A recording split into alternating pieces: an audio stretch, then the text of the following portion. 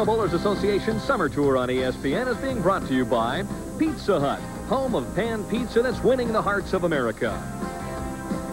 By Ebonite International, maker of the Thunderbolt for oily lanes and the new Thunderbolt MD for medium to dry lanes. And by Budweiser, Beechwood aged for that clean, crisp taste. This Bud's for you. And now let's meet tonight's top 5 performers, starting from the bottom rung on the ladder. The only right-hander in the championship round, it's Chris Warren. His opponent in the opening match is 23-year-old Andy Neuer of Milton, Pennsylvania. Two-time PBA champion Joe Salvemini of Colorado Springs will start from the middle of the pack this week, while Dennis Horan Jr. of Santa Clara, California will begin tonight's finals from the runner-up position. And of course, on top of the 160-man field this week is 30-year-old Jess Stayrook, who will need to win just one game to capture his first PBA title and $27,000 in first-place prize money. Welcome, everyone, to Skyway Park Bowl in Seattle, Washington for the championship round finals of the $150,000 Seattle Open. Hi, everyone. I'm Denny Schreiner, and welcome to the Emerald City. And to coin a phrase from one of the great movies of all time, Butch Cassidy and the Sundance Kid, who are these guys? Now, I know this gentleman to my left. That's Mike Durbin. He's a PBA Hall of Famer. But, Michael, we have 5 players on the telecast this evening that you really need a program to tell the player. Well, that's right, Denny. None of these players is eligible for the Firestone Tournament of Champions. However, these guys are guys that are trying to make a name for themselves. They have won 20 regional PBA events, so they've won in the local level. Now they're trying to be the Albies and the Holmans of the future and make a name for themselves at the national level. One of them's going to do it tonight. Without question, bowling is a numbers game, and the numbers stacked up evenly this week. 12 left-handers and 12 right-handers in the finals, and of course 4 of the 5 in the championship round are from the port side. Explain that one to me. Well, Denny, it's hard to explain. In any bowling center that you go in, the left side is generally smoother than the right side. So the ball rolls more evenly over there, the lane holds up longer over there. This house has had a history of the left-handers bowling pretty well in. 2 years ago, lefties finished 1-2 here. PBA lane maintenance crew has as its #1 priority that they want to create a fair and equitable shot left to right in every tournament that they go into. That hasn't been happening too much this year. This week, in fact, it's even worse than it seems. The lefties average 9 pins higher than the righties. And earlier this year, we had 5 lefties on one telecast. And all I can say is that hopefully the PBA lane maintenance crew is going to come up with a solution where it's going to be equal side to side. All right, when you look at the left-handers this year, Mike Albee with better than $280,000 is the leading money winner, but Jess Stayrook in his 5th championship round appearance is also having a sensational year. This is his 5th television appearance this year so far. His highest finish so far is 3rd. He's made $68,000. And if he wins this tournament, he's going to $95,000. We were talking to him earlier, Denny. He said that he felt that he was a little too relaxed on television. He's a very intense player. He says tonight he's coming out intense. He's coming out of the starting blocks with all guns blazing and as fast as he can go, and he's going to be intense for 10 frames tonight. Well, the PBA National Tour has been coming out here to Seattle for better than 2 decades. They love their bowling in the Great Northwest. $27,000 on top this week. Before we get to the championship game, though, a sensational match in match #1. It's Chris Warren and Andy Neuer. The PBA on ESPN coming up next. You know, ball players learn superstitions early. Some guys rub their bats for luck. Good guess. Some guys always wear rally hats. Others bet the catcher's head. Me, I take my relief pitcher to Pizza Hut before every game. Now buy a Pizza Hut pizza and get a relief pitcher for just $2.49. Then get free Pepsi fill-ups all summer with any dinner-size pizza to go. Every pitcher sold helps support Little League of America. With a great relief pitcher, maybe you don't need superstitions. Pizza Hut, making it great. There's a level of performance that separates the good from the great. That's why Carmen Salvino designed the Ebonite Thunderbolt. The exclusive power core increases gyroscopic action for a sharper hook on heavy oil. And the Thunderbolt rolls farther before hooking, so it hits harder for less deflection and more striking power. The difference between good and great is the power of the Thunderbolt. It's just a pure and natural beer for you. So icy cold, so crisp, so clear for you. King of beer, so fresh, so true. For you, you got the taste. This bug's for you. Fancy perfuming aftershave. It's got to be a quarterback's locker. Real guys who get mud on their uniforms use rugged, honest stuff. Ice Blue Aqua Velva. There's something about today's Aqua Velva, man. So you still think linemen are dumb? They said this concrete would last for years. Now it has expensive water damage. Why? Even concrete needs the protection of Thompson's Water Seal. It penetrates to protect wood, brick, and concrete from water damage. Thompson's the first name in lasting protection.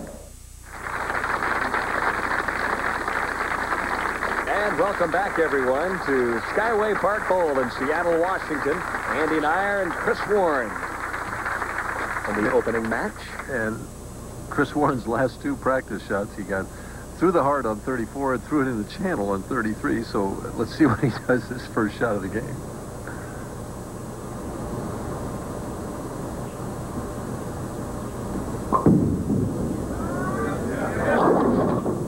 Well, he says that's 6 more than I got on the last shot. So that was close. So he starts off 1, 2, 4, 8. Very interesting thing here on lanes 33 and 4 at Skyway Park lanes. The right-handers have told me, or the right-hander told me that lane 34 is hooking more, while the lefties say that it's tighter. Hard and straight on the spare conversion, and he leaves the 8-pin, so an open in the opening frame for Chris Warren. Andy Neuer, 23 years of age.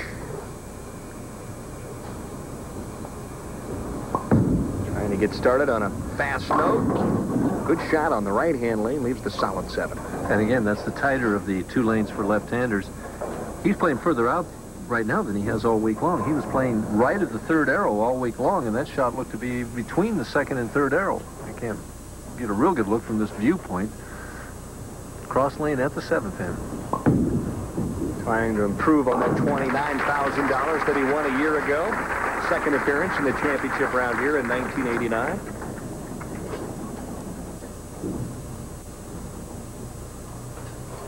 Had a chance to win his first PBA championship last year in North Olmsted, Ohio, and got beat by Mike Albee. And a lot of people have been beat by Mike Albee. Yeah, it's kind of a frequent experience for most of the players on the national tour, especially this year.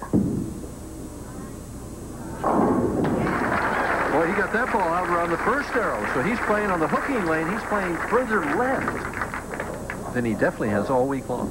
Yeah. Told me he played inside most of the week and during the practice, and there you see he was pleased with that shot. A little hop, skip, and a jump. Well, you heard the fingers pop in that shot. Solid 10. Great shot. Just didn't knock down the 10-pin.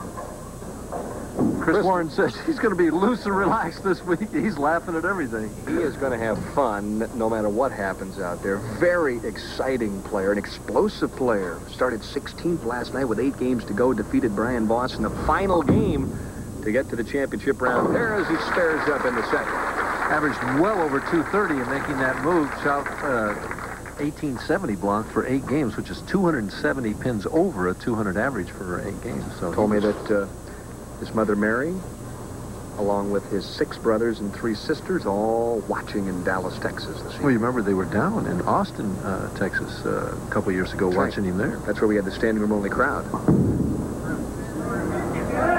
that's a much better shot. Chris obviously appreciating the strike on 33. Swings it way out. Gets out to about the 4th board before it makes its turn back. Almost left the 9-pin at that. And here's his reaction. And you can't see it, but as he's looking at the audience, he has a great big grin on his face. After the re-rack, the first of the game for Neuer, an 8 count on the right-hand lane as he kind of scratches his head. And again, he didn't want to go high, but that lane doesn't come back as much as 33. Didn't make it up, leaves the 3-9. See if he plays this off the strike line. Very little time. And perfect. Match Skyway record this week, 14 wins, 9 losses, and 1 tie. A high game of 269, a low effort of 177. It's pretty consistent all the way through. Average 215.8 for the 42 games this week. He's been bowling well right along. Made a good run at him last week in Dublin. And he gets a shaker of a hit in the 4th. So it's Neuer by 11, but Chris Warren is operating on a strike in the 3rd when he comes back and when we come back to Seattle.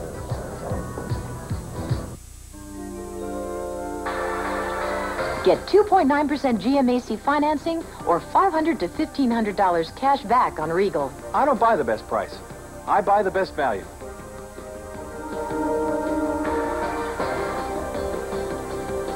You know that Buick is the most trouble-free car built in America? You've got my attention. Buick Regal, #1 selling midsize coupe.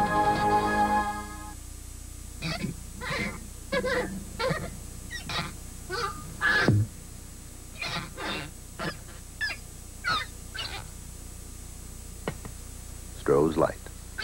Now in a new package. Stroh's beer now comes in a brand new can.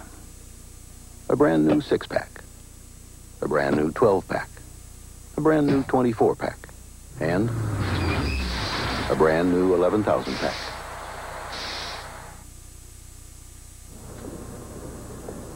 The statistical analysis of the Seattle Open, Stayrook's a pretty good front runner. If it were poker, he'd have 5 aces there, right? Interesting, Horan came all the way from 61st. Warren made a move. Neuer was steady all the way through, and so was Salvemini. Chris Warren started 34th and had to work his way all the way to the championship round. He's on a strike right now, trailing by 11. Could cut the lead to 1 with an X here. And I hope he stays somewhere in the bowling center if he gets another strike. If he gets another strike, he'll be over by the ESPN sign or banner. I mean, he was almost running this one out before he let it go, didn't he? See that nice, long, very quick steps right in here. High backswing over his head. All these little guys have that. Follow through in and then back out, and now he's moving left in a hurry. Graceful. Oh, lets it go high and trips out the 4, and Chris looked back because the fans were chuckling at the replay and nevertheless maintained his concentration. A lot of times what will happen is the player will hold up until that replay has been shown to the audience, more experienced one. But again, we've got these same guys chasing Butch Cassidy and the Sundance Kid that nobody heard of. So Neuer, who trails by 9, could cut into that lead, and he does. Well, both players have heated up right now. The opening rounds are over. Now they're throwing the heavy left. The butterflies have set her down a little bit, and they're 5-step player. Everybody is a 5-step player tonight except Horan. Nice, smooth swing. Watch the slide. Snaps that follow-through right through. A little bit turned at the line, but...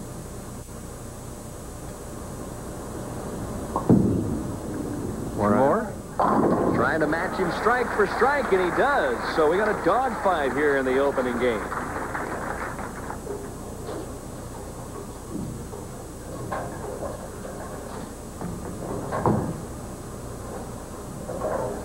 Chris Warren is the right-hander's hope.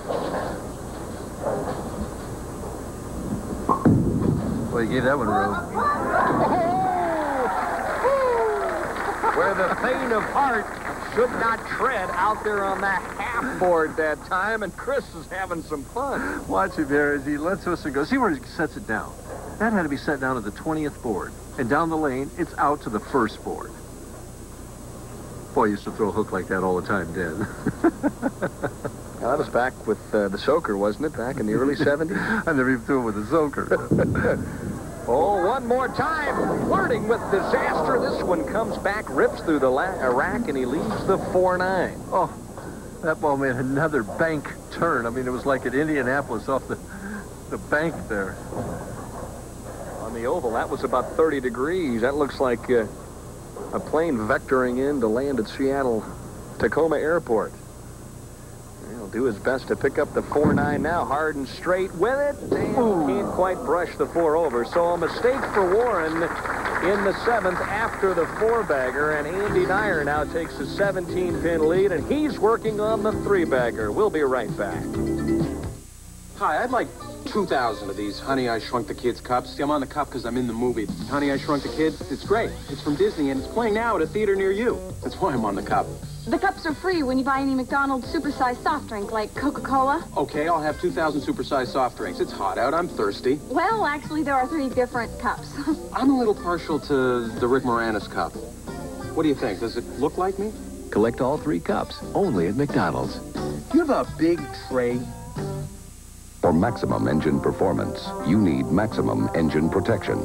Phillips 66 Trop Arctic Motor Oil. Its premium additive package gives you the best in all-weather engine protection. Phillips 66 Trop Arctic, available wherever quality motor oils are sold. My athlete's foot kept flaring up. I'd put it out, and it'd just flare up again. Then my doctor told me about Tinactin. It cures recurring athlete's foot. Use it regularly, and it'll keep the fire from coming back. Tinactin puts the fire out for good. ESPN Outdoors. Oh, yeah. Enjoy 2.5 hours of fish and game entertainment every Saturday morning. ESPN Outdoors brings you 5 shows to help you fully understand and appreciate your prey and the environment they live in. ESPN Outdoors. Saturday morning, starting at 7:30 Eastern, only on ESPN. The largest professional bowling event ever held in Seattle, $150,000 Seattle Open, and the biggest first-place check of $27,000. Danny, I can remember back when the Seattle Open paid $3,000 first place. Was that before or after the Second World War? That was after. Of course, you were, what, about 35 at that stage? Yeah, right. Yeah, in the early stages of your career. All right, Neuer by 17 works on the 3-bagger here in the 7th. Well, he stays on that light hit. Pins are just fighting to get down. Boy, look at him. He's pumped up. He's hungry to win a match here in the championship round and move on. What he was doing there is he's just inspecting the rack to make sure he had a decent rack. Remember, the bowlers are only allowed 2 per game now. He's already used 1.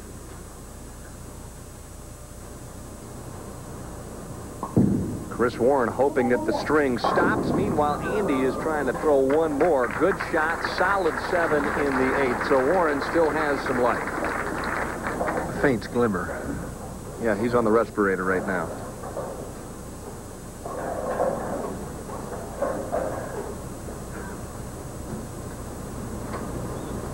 Cross lane at the 7-pin, hard and straight, and bounces it around back there.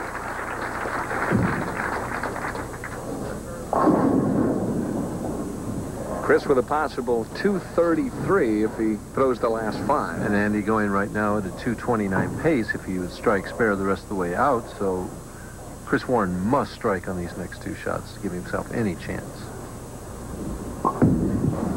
Give it all the room again. Actually, that 4-9 was a great shot. He just got a horrible break. See how square he is here? Watch the follow-through, though. That's what I don't like. He goes left and then back right. But there's the result. I can't argue with that. I just think he would be so much better if that follow-through went straight through rather than left and right.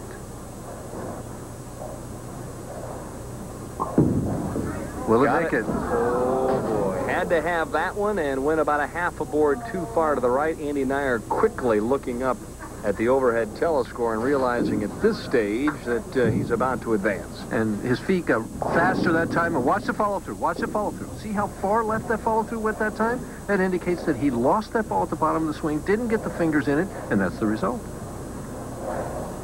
The thing that's scary is that ball was in the channel at about 52 or 53 feet. And it was coming back to strike. Well, he makes the adjustment, but 213 now would be his best score, and he needs a disaster to advance. He needs Neuer to open. Neuer needs just a mark in the 9th and 10th to advance. In fact, a strike here would just about lock it up. Woo! A little trip 6 action there. And he kind of flying away on the approach, realizing that he might have gotten away with one right there. Yeah. In fact, if Andy gets 8 out, if my addition's right, he's still going to win this match. So 8 on 2 balls, I think even I can handle that. Well, the key shot, the donut in the 7th, a 4-9 left by Chris Warren. If he strikes there, we've got a dandy.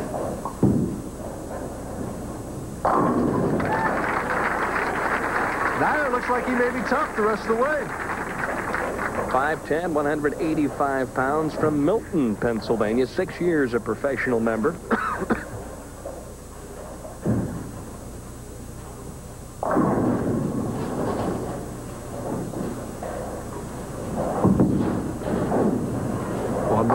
One more. Well, I think the thing you have to like about Andy Neuer is the fact that he plays them out all week long, and then, or I should say in all week long, then plays them out here in the championship round pair, and he and Chris are having some fun. Right. It's like, who can swing it the furthest? Keep it on the lane and get it back to strike. You know, it's funny, we were kidding each other in the Open that we've got 5 players that really aren't well known, but these guys have come out of the box swinging. 249 with 9 strikes. And a pair of 4-baggers. So Chris Warren finishes up 5th this week. A sizable check of $5,000 added to his 89 earnings puts him up better than $32,000. And, oh my goodness, the solid 9, but it's academic at this point.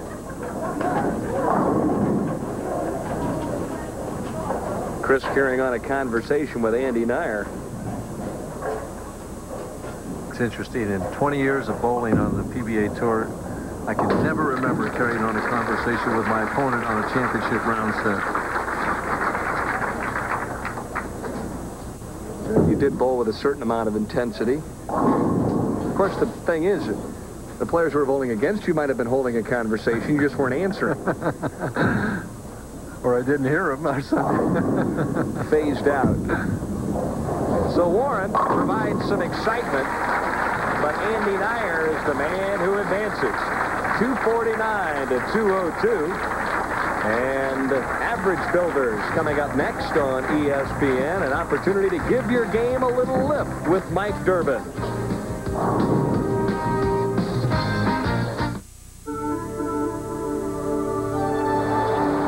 Nature's light. Bathing fields of grain. Enriching full, fresh hops. Giving life to sparkling streams, nourishing all the natural things that go into making Bud Light. The light beer that's beechwood aged for a clean, fresh taste that makes Bud Light the one light that outshines them all. When I look like this, my guys challenge me to lose 20 pounds. Me, Tommy Lasorda, the guy who loves to eat. Well, I lost 30 pounds in 3 months with Ultra Slim Fast. The plan was easy. I have a delicious shake for breakfast, one for lunch, and then a healthy dinner, even pasta. And I don't feel hungry. The pounds drop off, and I feel great. You know, this is the first time I ever lost anything and felt good about it. Ultra Slim Fast. Give us a week. We'll take off the weight. A good look at the numbers, the way they stacked up this week. If you're left-handed, it was a 207.97. The righties out-averaged by 9 pins a game. Yeah, we talked about that at the top of the show. Only took 204 to cash and 209 to make the top 24. So it definitely favored those on the port side this week. Games over 200. Look at that. 1,746 games high. 3-game set, 767. And the opening game of the tournament, Jess Stayrook. He said that was the only game he played outside. The rest of the week he played inside. Now, why do you change after you shoot 300? You got me. Oh, well. Well, if you want to lift your average, stay tuned right now and pay attention. Mike Durbin's Average Builders coming up here momentarily.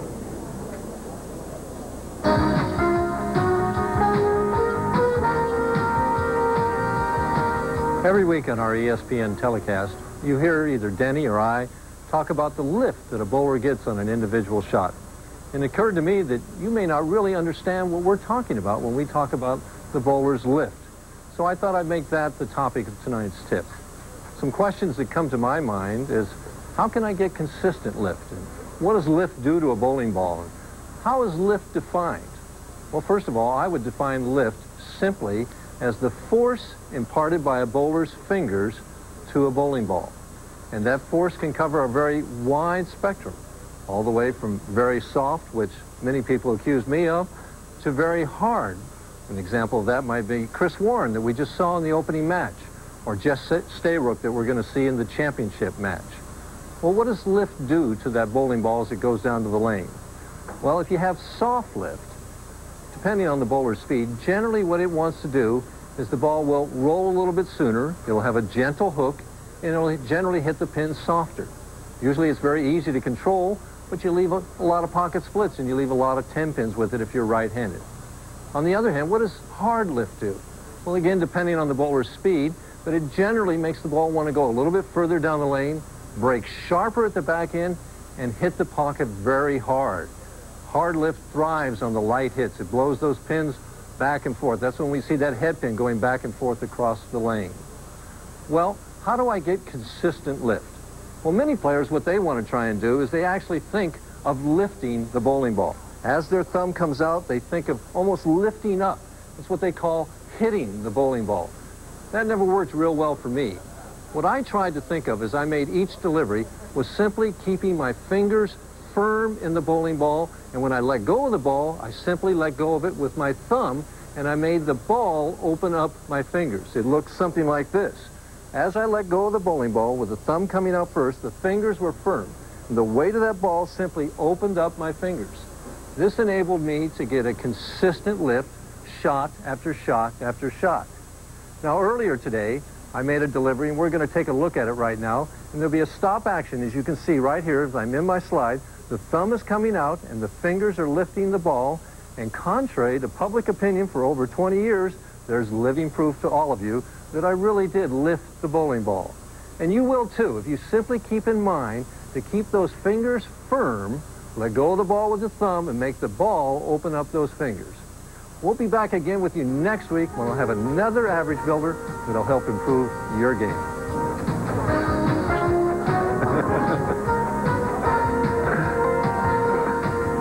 And we'll be back with match number 2, Andy Neuer and Joe Salvemini, the $150,000 Seattle Open on ESPN. For this holiday, Builders Square wanted to bring you the best value on a ceiling fan, so we went to Hunter. We insisted it have real wood blades with a big 52-inch diameter. It had to have 3 speeds and be reversible. It had to come in 3 finishes, yet cost only $89. And, oh yeah, just one more thing. It had to feel good. This holiday, celebrate with Builders Square, because the more we sell, the lower the price. This is it. Your day in the sun. You've got talent, experience, and equipment you can depend on. Charcoal made with premium woods to bring power and consistency to your game. Then, and only then, can you bask in the glow of victory. Kingsford Charcoal, what the pros use. Salvemini on the left, Neuer on the right. And we're in match number 2. Well, now they're going to change sides. I've got everyone confused now. Joe Salvemini on the right side of your monitor will start game number 2 on the left-hand lane, lane 33. And for those viewers at home that say they don't want to watch any more left-handers, I suggest they put a mirror outside on the other side of their television set, turn around, stand by the television set and look at the mirror, and they'll get to watch right-handed. You know, some of my best friends are left-handed. Oh, opening shot racing by as Salvemini leaves the bucket. 3, 5, 6, 9. Have to think twice on those pins on that side. Neuer looks like he is just wired and ready to go.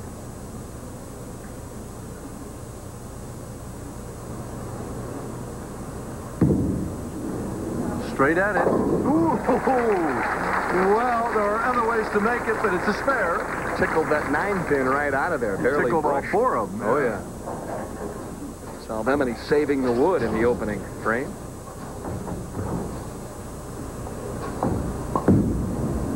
Swinging it out. I'll tell you what, he has found something. Now, let me ask you this. Do the other players play in the same area that he is right now? It's obviously further left than they have played throughout most of the week. they can play there, but your ball doesn't necessarily react the same as mine, Denny. And I may not be throwing the same type of ball, and so many different variables that it just may not work. Back out he goes, likes it, tells it to come up, and leaves the ringing 7-pin. And boy, he knows Salvemini's just a little tentative at this point in the match, and he wanted to get out a double right away ahead of him, and he's just put every ball except one there, 7-pin. 3-9 in the early part of game 1, and that's the only time he's missed the pocket. If you're consulting the racing form, Salvemini, the only horse to have crossed the finish line first. He has 2 championships already in hand. The other 4 players on the telecast this evening without a national win. But he hasn't won since 1983 in Syracuse. I was on that telecast. Once you win, you never forget how. That's true, Denny. Although his ball's not making it up. He leaves the 9-pin. Again, we said that lane 34 for the left-handers is tighter, and he's chosen to finish on the tighter of the 2 lanes. Has an unusual delivery. 5 steps, kind of sneaks up on there. Turned. Keeps his head down, and a nice turn to that ball. Joe has had the ability in the past. When he's found a condition that he likes, he can take advantage of it and finish high in the standings. Last night, he was within 8 pins of Jess Stayrook as they went into the position round game, and, of course, was defeated in the final game, 221 to 180, and told me he was upset with the fact that he didn't lead the tournament. Felt like he was in a great position to do so, and in years past, he's done a good job of leading events. It's interesting. His goal is to be consistent. It's not to win again or anything. He wants to be consistent. Through the nose on the left-hand lane, so after leaving the bucket in the opening frame, the obvious over-adjustment. 3 shots, he hasn't hit the 1-2 side yet. He hasn't hit the pocket yet. Leaves the 4-7. He'll go cross lane at this. Try and pick up the speed a little bit, throw it a little straighter.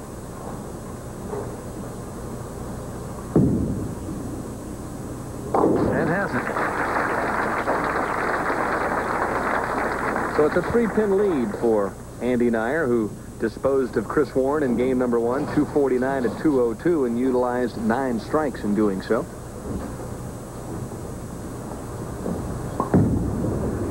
Andy sliding near the middle of the lane and sending it all the way out to the edge. Boy, he's making good shots and leaving these solid 7s are keeping Salvemini in the matches. And he says, what can I do? Switches balls to shoot the 7th in.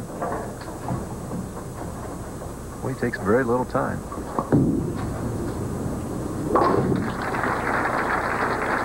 Only 23 years of age. He's already accomplished something here this evening. He was 0 for 2 in championship round play before he defeated Chris Warren, so he's matched his first national win. And that makes you feel good. He's brimming with confidence right now. It's just these 7-pins are slowing him down.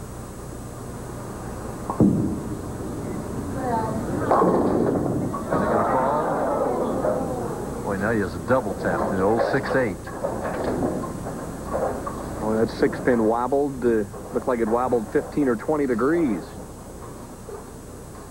Still moving around a little bit. Aiming at a moving target. Oh, great shot. Well, he hit it right over. Then he fell over himself, just like the 6-pin. He lost his balance as he played a wide, sweeping hook at this. I never thought it was going to make it. It hooked so sharply at the end and slid perfectly to 6 into 8. And watch him. Well, Andy obviously enjoyed it, and there's the Fosbury flop. He's down for the count, but he'll be back in Seattle when we return. Osborne Boat Sales, one of the world's largest Mercruiser dealers, has opened a new store in Lancaster County featuring fishing boats, runabouts, and cruisers by Seaman, Celebrity, and Larson.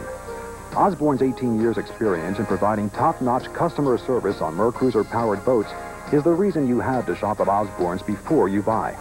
They're located on Route 272, 1 mile north of the Brownstown exit off of Route 222.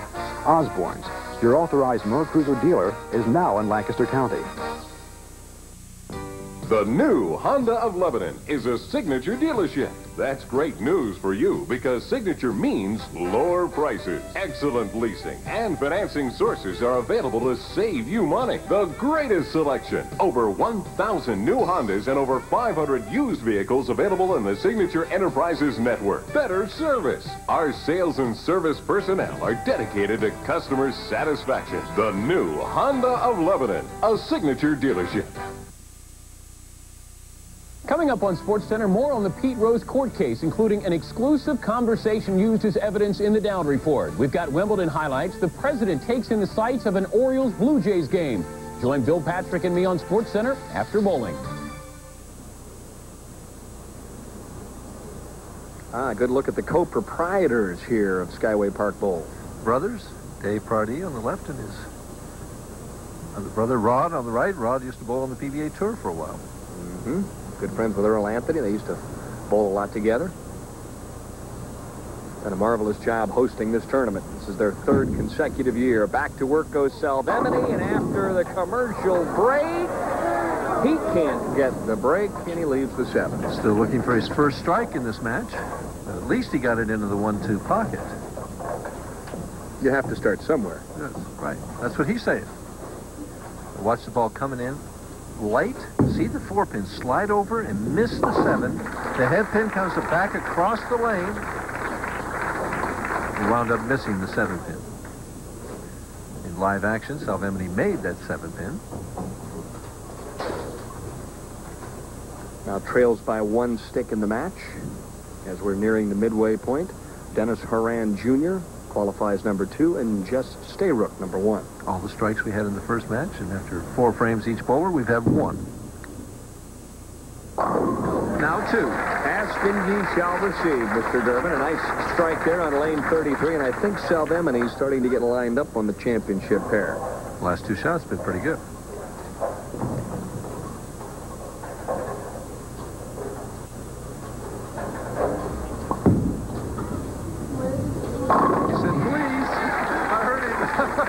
That was a polite young man. No-nonsense Neuer. Doesn't waste much time getting started. Picks out his target. Makes his shot.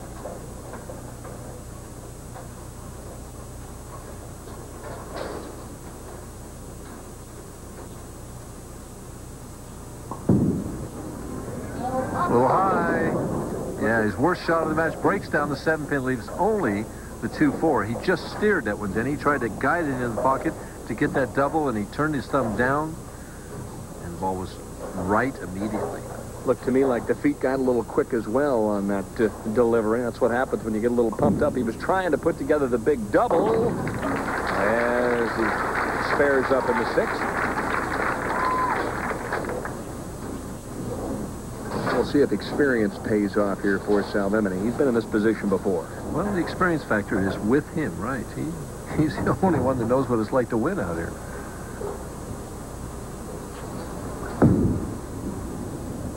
Oh, the old solid 7 stabs him, too. So we've just got a tit-for-tat match here. First championship round appearance of the year for Joe. Qualified number 3 in the Miller Lite Challenge in Tucson last year. Was defeated by the eventual champion in that event, Pete McCordick. See that Salvemini seems to have a much more deliberate style and manner altogether than Neuer does. Neuer in that last shot just kind of charged that line, and we talked about that a couple weeks ago in one of our tips. You know, it's just some people, the adrenaline starts pumping and the personality gets anxious and they just can't wait to get to the foul line to throw that ball. You weren't that way, were you, Dan? No, no. Barely could get to the foul line.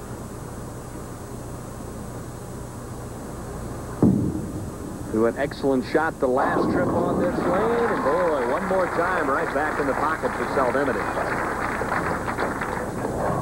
So Joe getting lined up. Andy pondering his future at this point. Leads by a single pin, and he'll try and advance that lead when we return to Seattle. Fans, please. Mr. Garfield, welcome to Embassy Suites Hotel. My room. Here, you get a suite for about the price of a room at most Marriotts or Hyatts. Beautiful. Don't change a thing. The living room, sir. Love what you've done with this room. The bedroom. This is great. I need my space. And, of course, you'll want to take advantage of Embassy Suites' free breakfast. Food. Served every morning. At Embassy Suites, you don't have to be a fat cat to enjoy the sweet life. I resemble that remark. So you think you've got big athlete's foot problems? Like that annoying itching? Or that awful burning? Well, Bigfoot problems call for Bigfoot relief from Desenex. Desenex stops the painful itching, cracking, and burning of athlete's foot fast. And Desenex guarantees you'll be satisfied or your money back. Money back? That's right, your money back. Desenex, the #1 cure for athlete's foot. Only one pin separating Andy Neuer and Joe Salvemini here in game number 2 of the $150,000 Seattle Open. Salvemini on the strike, Neuer now up in the 7th on the spare.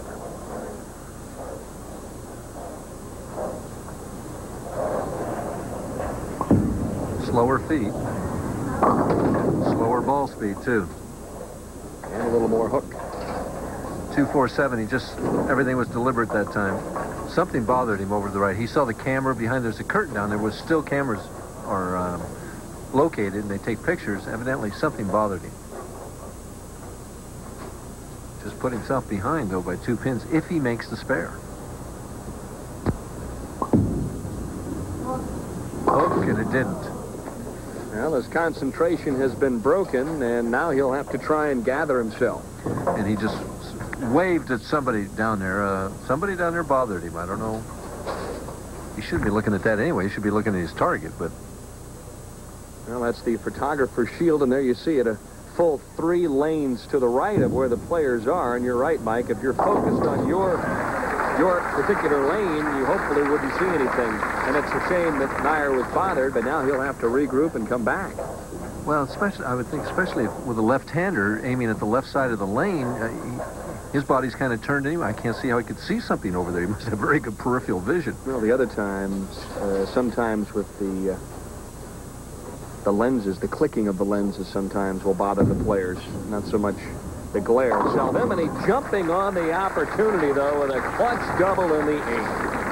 That's the experience right there. Puts him up by 23. One more, and he's up by 33.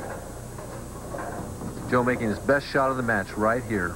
Solid in the 1-2 pocket. He knows he's thrown this one well. Look at the head down. He never saw any camera.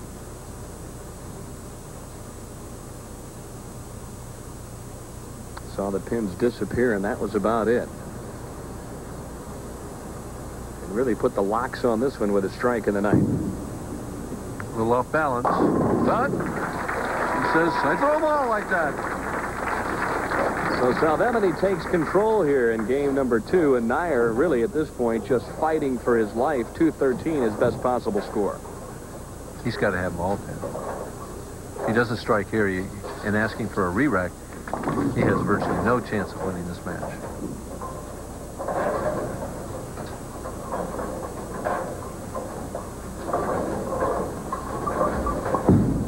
Gave it a lot of room. And got the 7-pin out this time. Kept himself alive.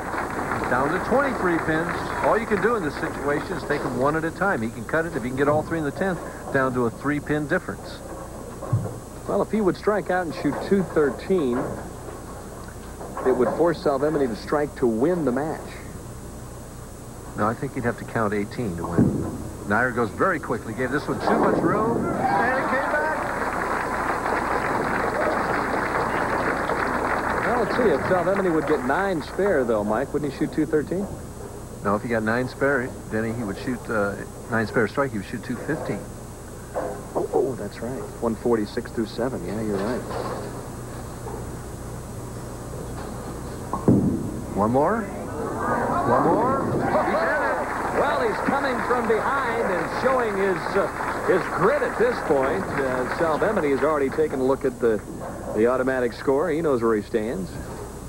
Well, he just had to get angry. You're right. Since he's gotten angry, he's made 4 wonderful deliveries. This one just comes roaring back, and that 4-pin knocks out that 7. But this one's just as important. He's got to have 10 here.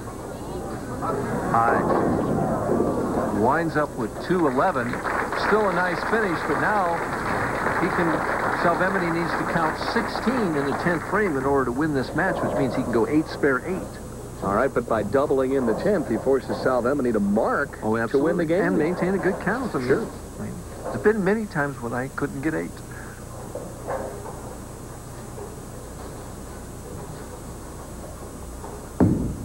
Gave it a lot of room. Oh, pretty shot. Pretty shot.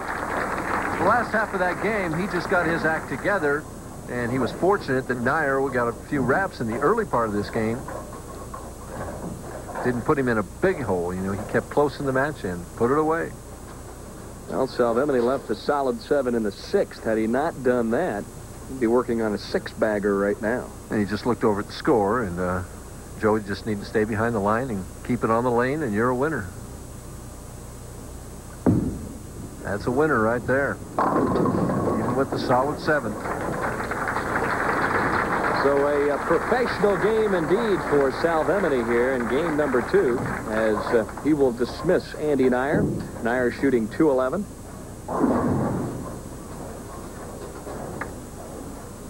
Thus far, the players are finishing up the week in the order that they qualified here for the championship round. So a victory of 225 to 211 for Joe Salvemini.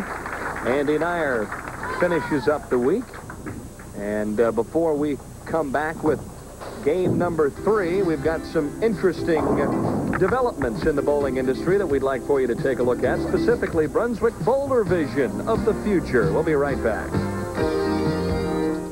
Oh, Harold, it's lovely. I hope you like it. It reminds me of when we first got electric light back when I was a child. Oh. Daddy used to draw his chair up to that light and read to us. Oh, the memories. But Harold, this is the 80s. And I wanted a Bud Light. If you want the one light that outshines them all, ask for Bud Light. Kill the light, will you, Harold? Oh, because everything else is just a light. You don't have to be a professional athlete to know the importance of including whole grains in your diet. But of these leading cereals, only one is made with 100% whole grain. Only Wheaties. So only Wheaties has the whole grain nutrition you want, no matter what field you're in. Just ask Oral Hershiser. Better get your whole grain. Better eat your Wheaties.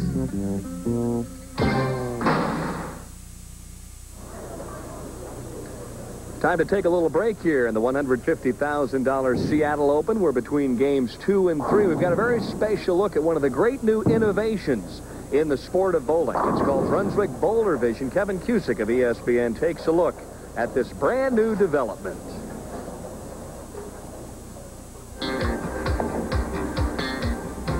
At first glance, these alleys look the same as thousands of alleys across the country. But throw one strike and one quickly realizes these lanes have some rather unique qualities.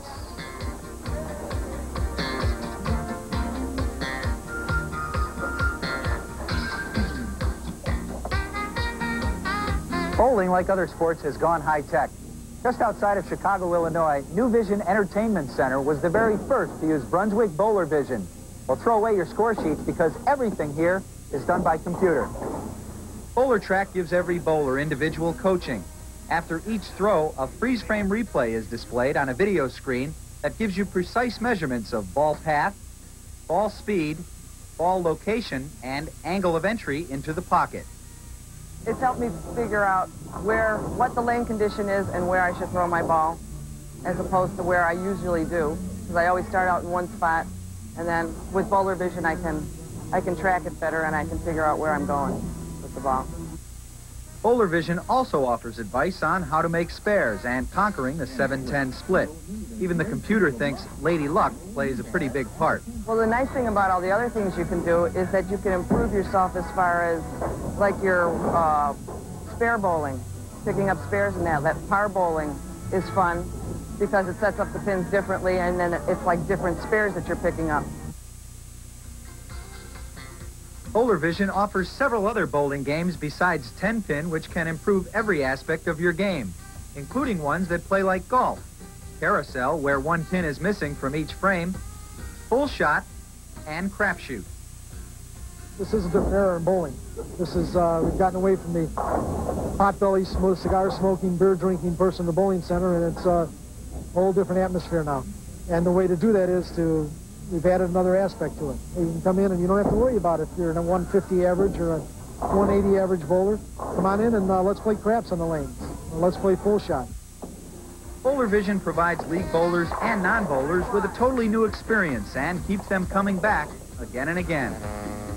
It is a learning experience, something that has to be taught to you, and we have people to do that. But once you've bowled Bowler Vision and you see the aspects and the different things you can do on our lanes, the sophistication of the computerization we have, makes you want to come back.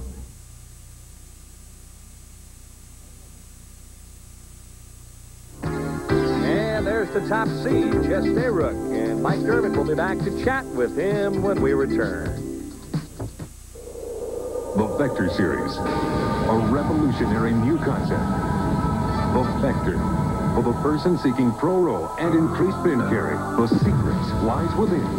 In traditional balls, the weight block is toward the outer surface. In the Vector 1, it's closer to the heart of the ball. In the Vector 2, next to the heart. The revolutions increase, giving you maximum striking power.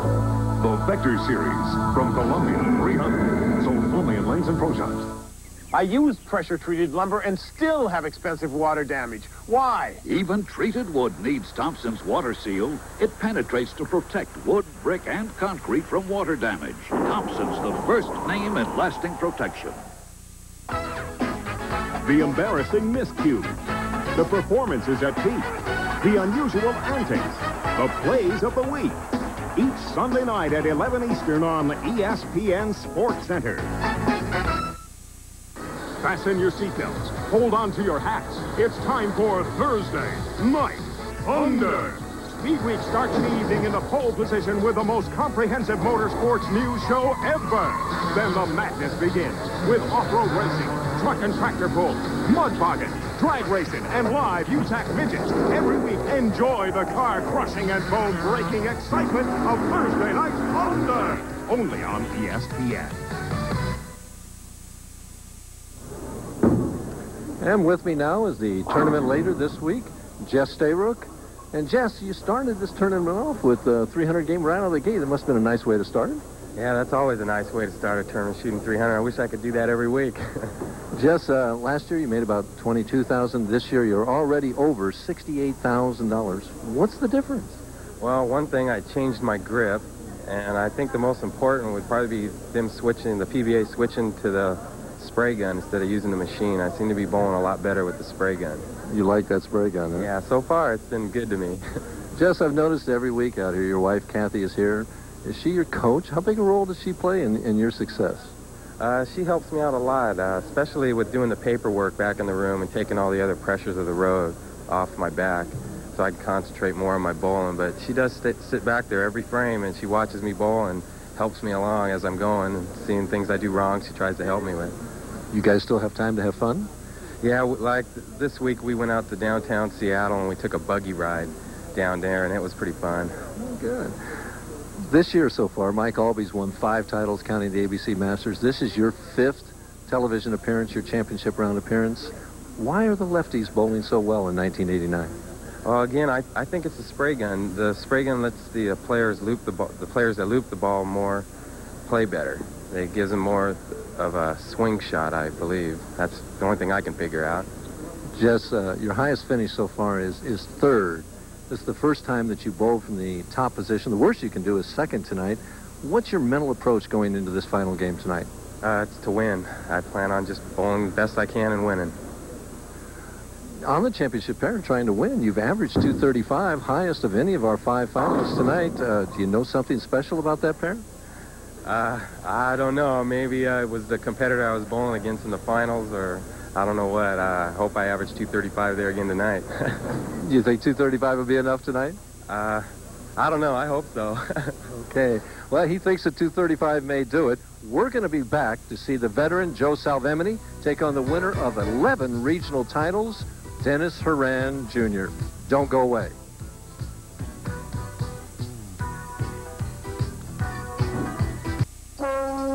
From Harrisburg to Lancaster, Reed Car and Truck Country wants you to take the 283 Challenge. No matter where you are, it's worth the short trip to Reed Car and Truck Country in Elizabethtown for the absolute lowest prices on Chevrolet, Pontiac, and Oldsmobile. Shop Reed first, shop Reed last, but you owe it to your bank account to shop Reed, because you'll always find your best price. Take the 283 Challenge now and see Reed Car and Truck Country in Elizabethtown.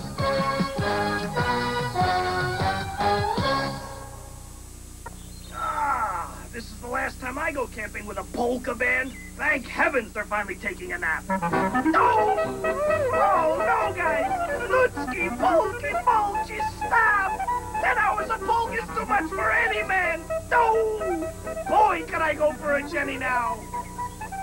When you can go for a beer, go for a smooth, cold-aged Genesee. A 1 and a 2 and a 3.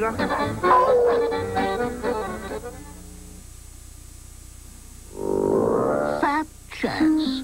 Finding a faucet made as well as a price fister. After all, it's the one made in its own USA foundry. The one uniquely fashioned with a heart of solid brass. Start to finish, the quality is first rate. Furthermore, the cost is a fraction of what you'd expect. So why fiddle around? Get a price fister. The fabulous faucet with a funny name. This year, thousands of people who thought they bought a house paint that would last, and last, and last, will discover what they really got for their money. The wrong paint. Make sure you get the right paint. Glidden's new Bright White Dura-Hi-Hi, a paint that really lasts. Now just $12.99. Glidden, your paint should be this good. To spray or not to spray? That is the question.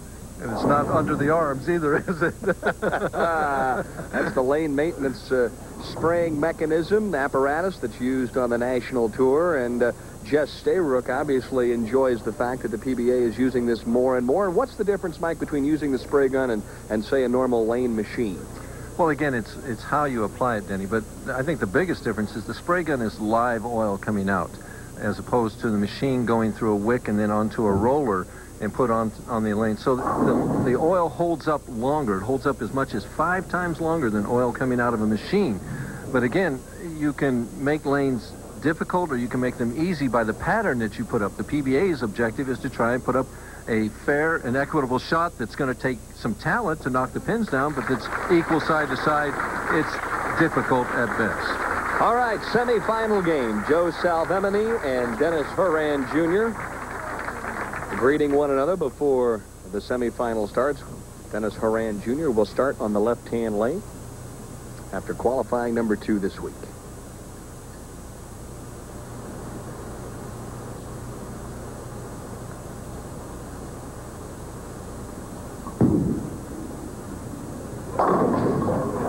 Pretty good shot. 6-pin right out of the gate.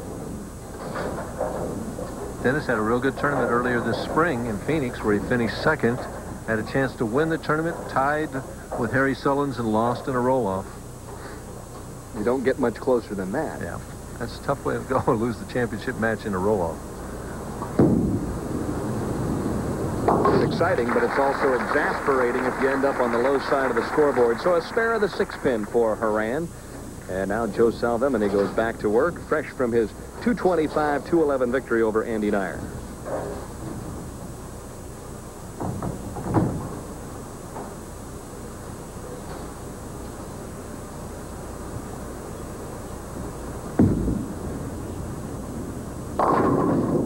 And he says he can strike any which way, the light tickler or the solid strike or whatever. Looked to me like he almost lost his footing on the slide and got away with one.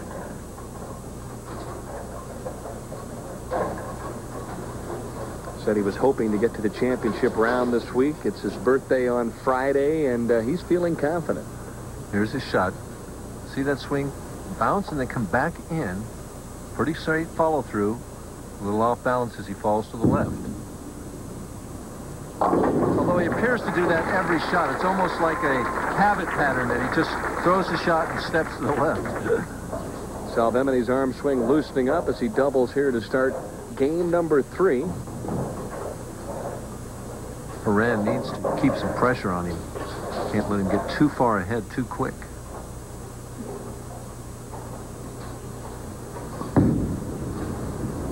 Nice shot. Again, that lane tighter for the left-handers. Beautiful shot there for Horan, as Mike alluded to just before the commercial. 11 regional titles. He's led that Western Division in total points in 86 and 87. That's not easy to do. There are a lot of good players out on the coast. Boy's a nice talent, you know. Only 23 years of age, 11 regional titles already. He's the only 4-step player on the telecast tonight, and he has nice timing, Denny. Square game. Will it carry? Oh!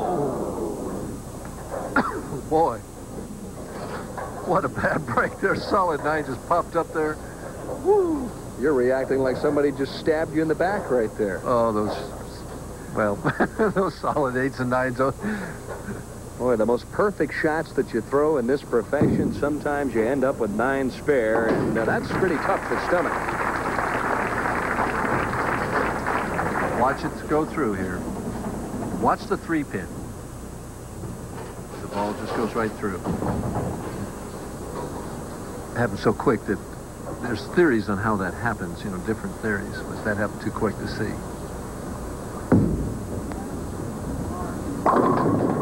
Salvemini leaves a 6-pin to keep Horan in the match.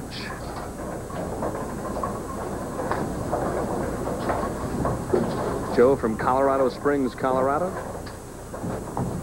with 2 titles. Won his first event in St. Louis. And, of course, defeated Steve Cook in the championship game of the Syracuse Open back in '83. It's been a long time between wins for Mr. Salvemini.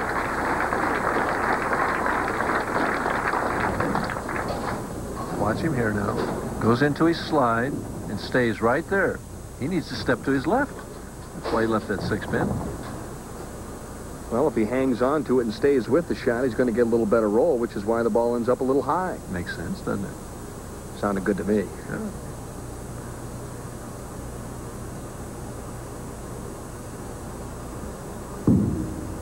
Give that a lot of room. Boy, he came back. Even he was surprised at that one. Trust is a must, and right now Dennis Horan is going to try and trust his swing when he steps up in the 4th. Before that happens, though, you'll have to watch Salvemini one more time strike in the 4th. He leads by 9. We'll be back with more from the $150,000 Seattle Open being held at Skyway Park Bowl in Seattle, Washington, right after these messages. If you've got yourself a car and you've got yourself a house, you could be on your way to some very nice savings. Because with Allstate Homeowners Insurance and an excellent driving record, you could save up to 15% on your auto insurance. And 15% could mean big money for all the important little things. What a day. What a day. The Allstate Auto Advantage. Another reason. A member of the Sears Financial Network.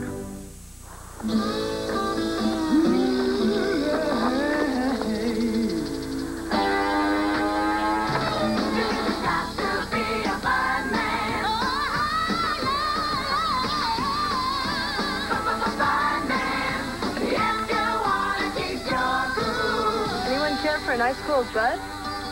And where does she come from?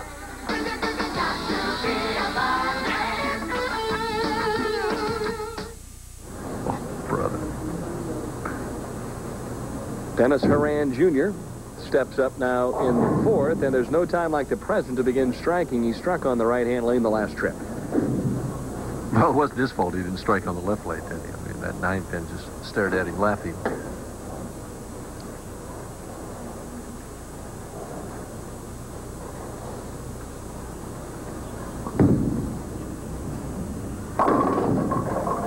Just a hair soft with that speed in the 6-pin ball. The lanes are so dry to the left when they throw the ball to the left that if they're not really crisp with that speed, the ball just turns right in a hurry. One of the things that you noticed about Dennis when he was practicing, preparing for the championship round appearance this evening, the fact that he went through a number of bowling balls trying to find one with a good reaction. He went back to this one that he started with. It's amazing, I guess a lot of times your first notion is probably your best, huh? Well, it just depends. You never know what the lanes are going to be like from day to day. They can change, and as we see the scoreboard, a 10-pin difference right there. And I think that's a very intelligent way to approach it, to go out there and use 3 or 4 balls and see what kind of reaction. He also played for 10, 15 minutes just on one lane just to try and get his stroke down the way he wanted it before he ever moved to the other lane.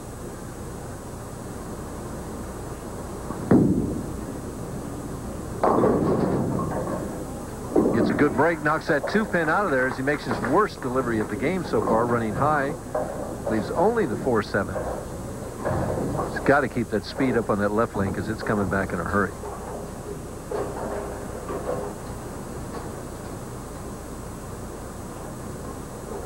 Dennis going more direct than the other players.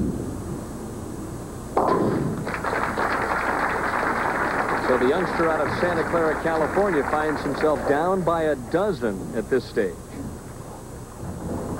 Yeah. This is our viewpoint, what we get to look at. Off to the right a little bit. That's the only thing that's right here. A little high, leaves the baby split, the 2-7. Key shot because Salvemini was on a strike. He could have really squashed Mr. Dennis Horan.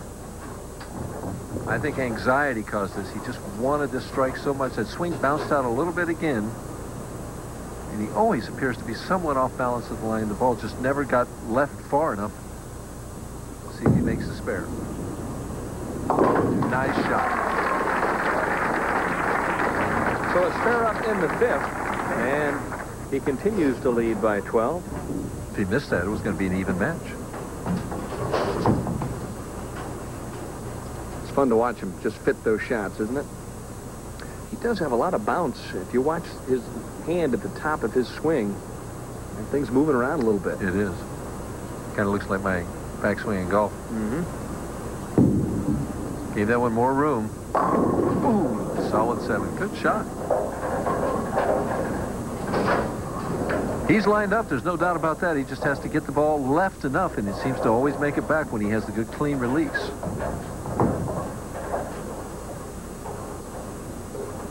Looking at our cameraman to see if he was going to move that camera before he shot his 7-pin. That's his experience showing again, though. So a spare up for Salvemini. It's an 11-pin match right now. Horan will step up in the 6th, and our top seed, Jess Stayrook, is standing by and waiting to bowl one game for $27,000 and his first career PBA championship. And the crowd's kind of quieted down. Everything seems quiet right now. We need some strikes, some action to get something going here. Better speed. Nice shot. Biggest shot of the game coming up right now, Danny. He can cut this to a 1-pin game with a strike here and really put some pressure on Salvemini. This is what match play. There are moments in a game in match play when there are more important strikes than other strikes, and this is an important one right here. Well, Dennis averaged 211 on the championship round pair, games of 184 and 238 in match play.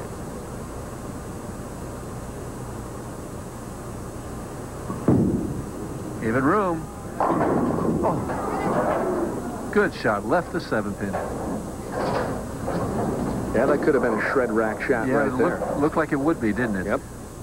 What happened to the head pin there? It never came back. Rolled off the back.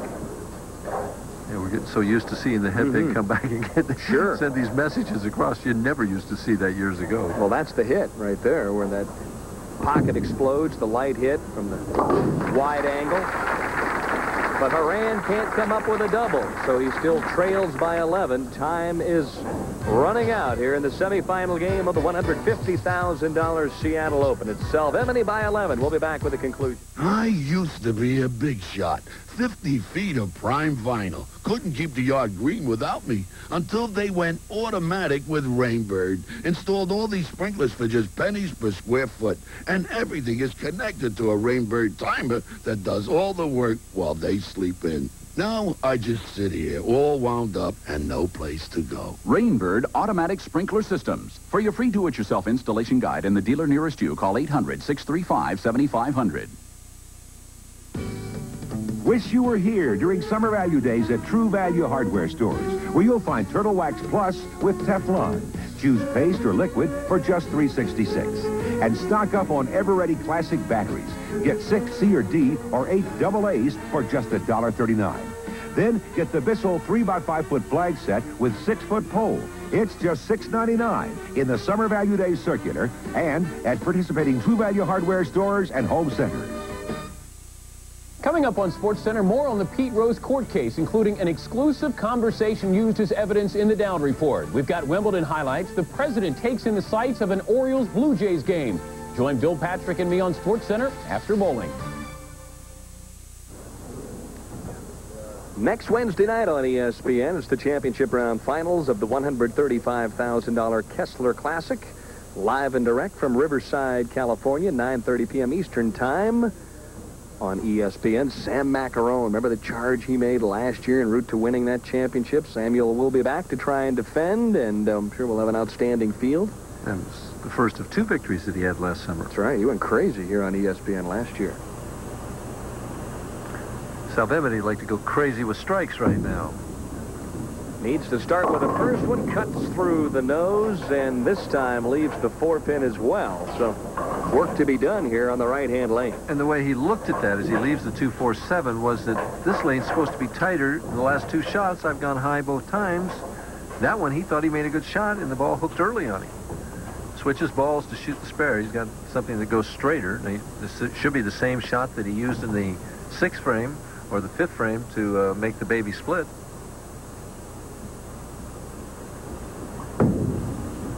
Will it make it up? Yep, it did. That was what Neuer missed. It was Neuer's undoing. So the 2-4-7 converted in the 7th.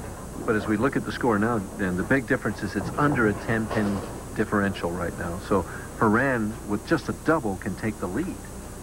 Is that like under 10 points in a basketball lead? You're within reach then? Once you get it below double digits?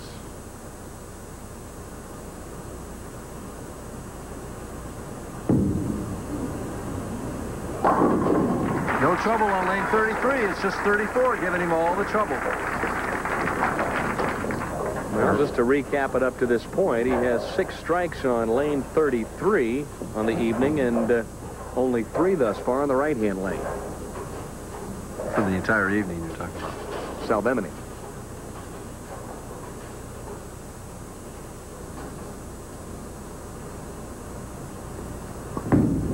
Gave it all the woo!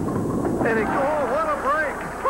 Wait a minute, Dennis Horan says. I want to see that one more time. That baby was left from the get-go. I thought it was going in at this point. It got back to hit the head pin. Now let's watch the head pin. Goes to the sideboard, hits the 6 pin, and then it's the head pin that somehow got life of itself, reached up there and tapped the 3. His reaction, all right. He says that makes up for the solid 9. And we get a closer view here. Again, the pin to watch is the head pin. No, I guess we're not going to have it. Back to live action. And we thought the shot in the 7th frame was a big frame. This one's even bigger. This is to take the lead for the first time in the match. Set himself up for the 10th frame.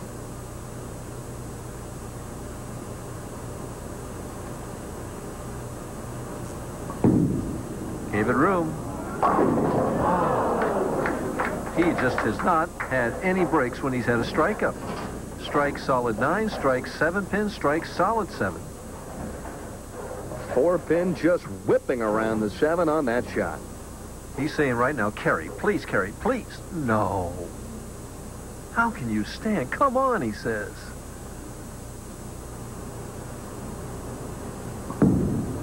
Key now to spare the 7 and wait your turn. Yeah, but Salvemini working on a strike. Hasn't missed the left lane, so even if he misses this right lane, if he doubles in the 10th, he's going to shut him out. So all the aces are in Salvemini's hand right now. Plays a card right there as he re-racks on the right-hand lane. Horan's hoping it's a wild card.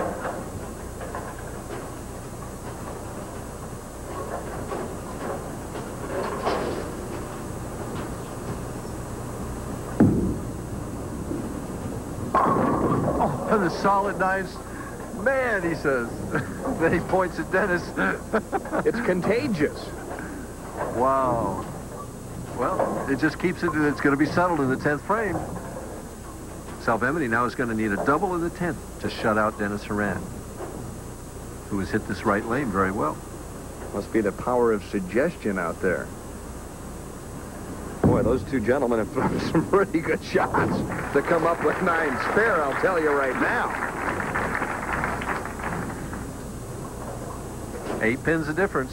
Situation is this: if Salvemini would double in the 10th frame, he's going to shut out Dennis Horan.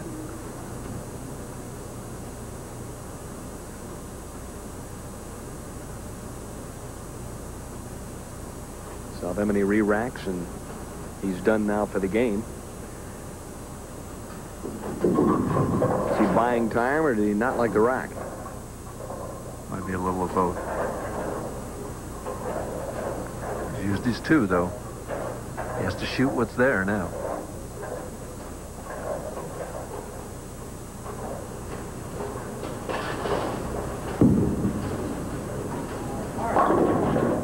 Horan has a chance.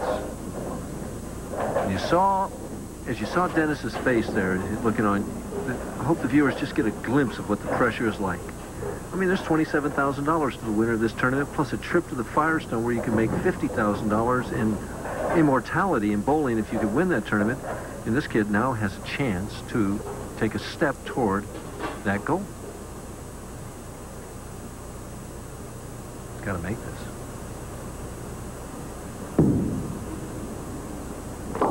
No trouble.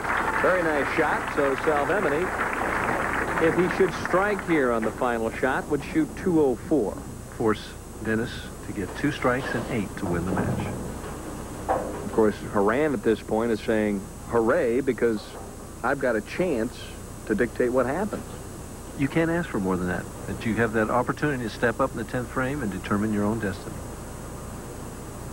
Count's important here. And he got it. They're not the way he planned to get it, but he got it. Salvemini points the index finger and says, well, the solid 9 broke my back, but I'll take the Brooklyn in the 10th. On the crossover, way crossover, where the head pin hits the 8 pin. Dennis Horan needs 2 strikes, so obviously he must strike here if he wants to win.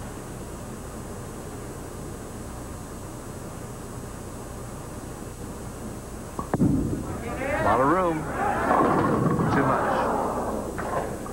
You heard the oohs and the ahs, and then the sigh of relief from Salvemini, who escapes. And for Dennis Horan Jr., it'll be a 3rd-place finish here in Seattle this year.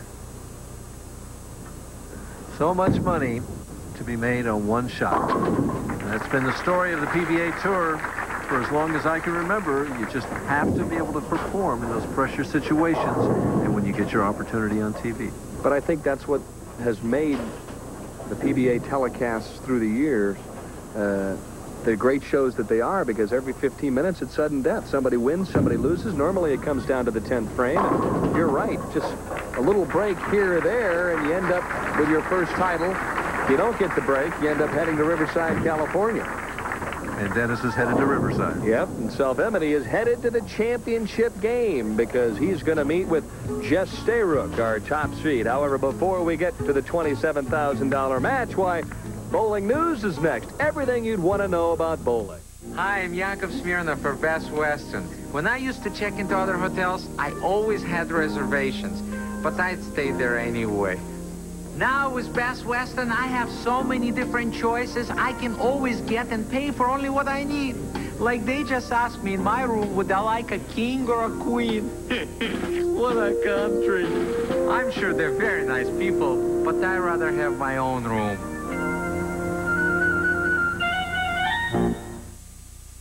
I used pressure-treated lumber, and I still have $800 in water damage. How come? Even treated wood needs Thompson's Water Seal protection. This patio was supposed to last for years. Now I have $1,200 in damage. Why? Your concrete wasn't protected with Thompson's Water Seal. Thompson's penetrates into wood, brick, or concrete to form a barrier water can't get past, even when driven by 98-mile-per-hour winds. Let it rain. This time I use Thompson's, a great defense against repair expense. Thompson's, the first name in lasting protection.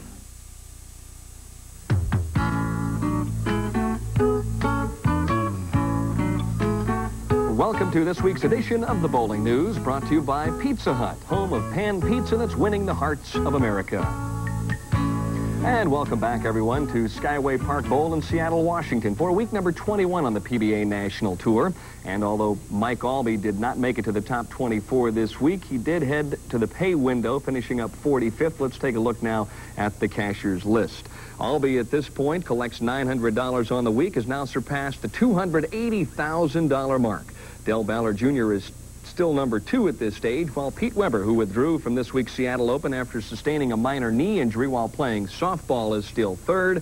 Brian Voss, a 6th-place finisher this week, along with Randy Peterson, make up the rest of the top 5.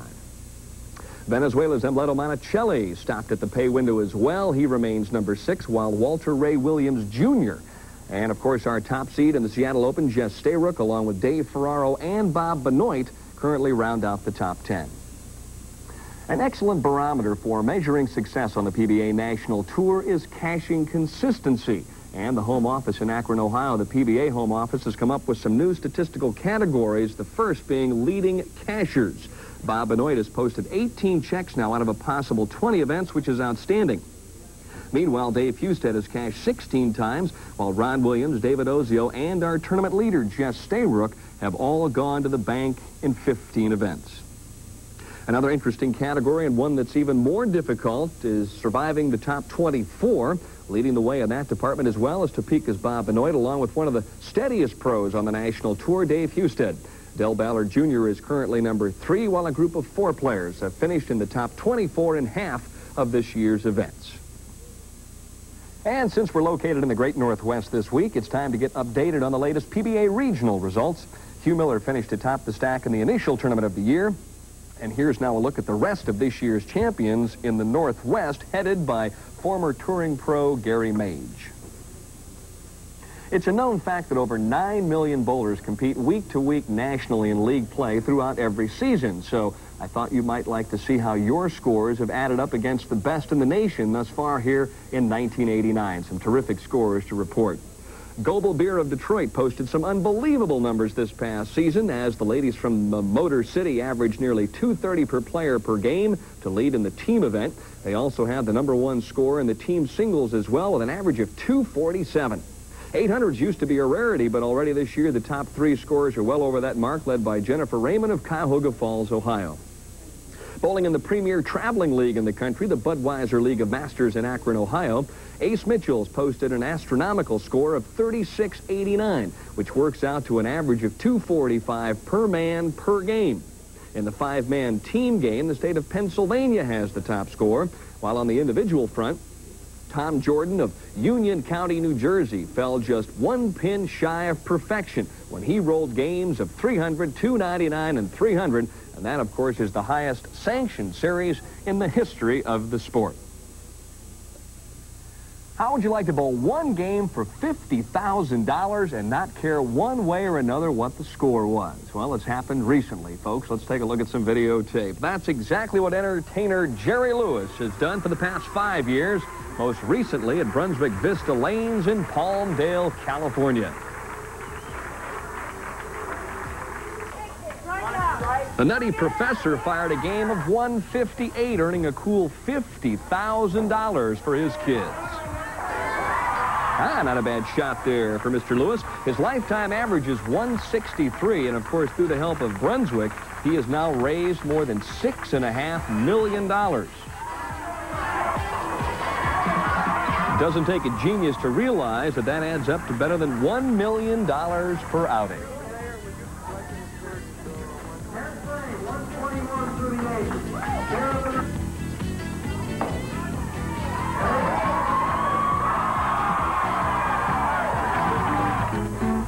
with pin action like that, he could enter the Seattle Open. That's a look at bowling news this week.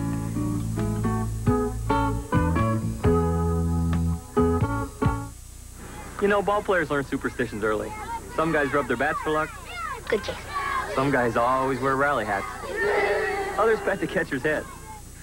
Me, I take my relief pitcher to Pizza Hut before every game. Now buy a Pizza Hut pizza and get a relief pitcher for just $2.49. Then get free Pepsi fill-ups all summer with any dinner-sized pizza to go. Every pitcher sold helps support Little League of America. With a great relief pitcher, maybe you don't need superstitions. Pizza Hut, making it great. And a look at the other finishers, the way the numbers stacked up. Brian Voss had to just stay close to Chris Warren in the position round game 42 last night, and couldn't quite handle that, so he finishes up 6th and wins $4,500. Steve Cook, who won just a couple weeks ago with his brother-in-law Mike Albee. Another left-hander, Alan Bishop, in the finals. Norm Duke, we saw him last week. We also saw Mark Williams bowl last week. Wayne Webb in the finals again, along with steady David Houston. It seems like he's there every week. Parker Bone, who won here 2 years ago, finished 13th. Hook and Bob Hanley is throwing that big hook again. He in our top 24. Brad Snell, another left-hander, finished 2nd at the Masters a couple years ago. David Ozio from Vidor, Texas, and Scott Devers, who finished 2nd here 2 years ago, was 17th. Tony Westlake, a nice bowler from Oklahoma.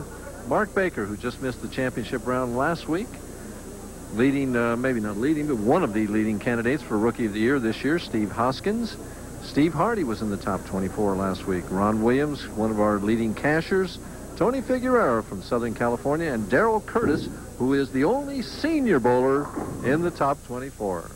Nice to see those seniors competing and doing well on the national tour. And there was a player who finished 25th this week. It was a very big week indeed for him because it was his highest finish of all time.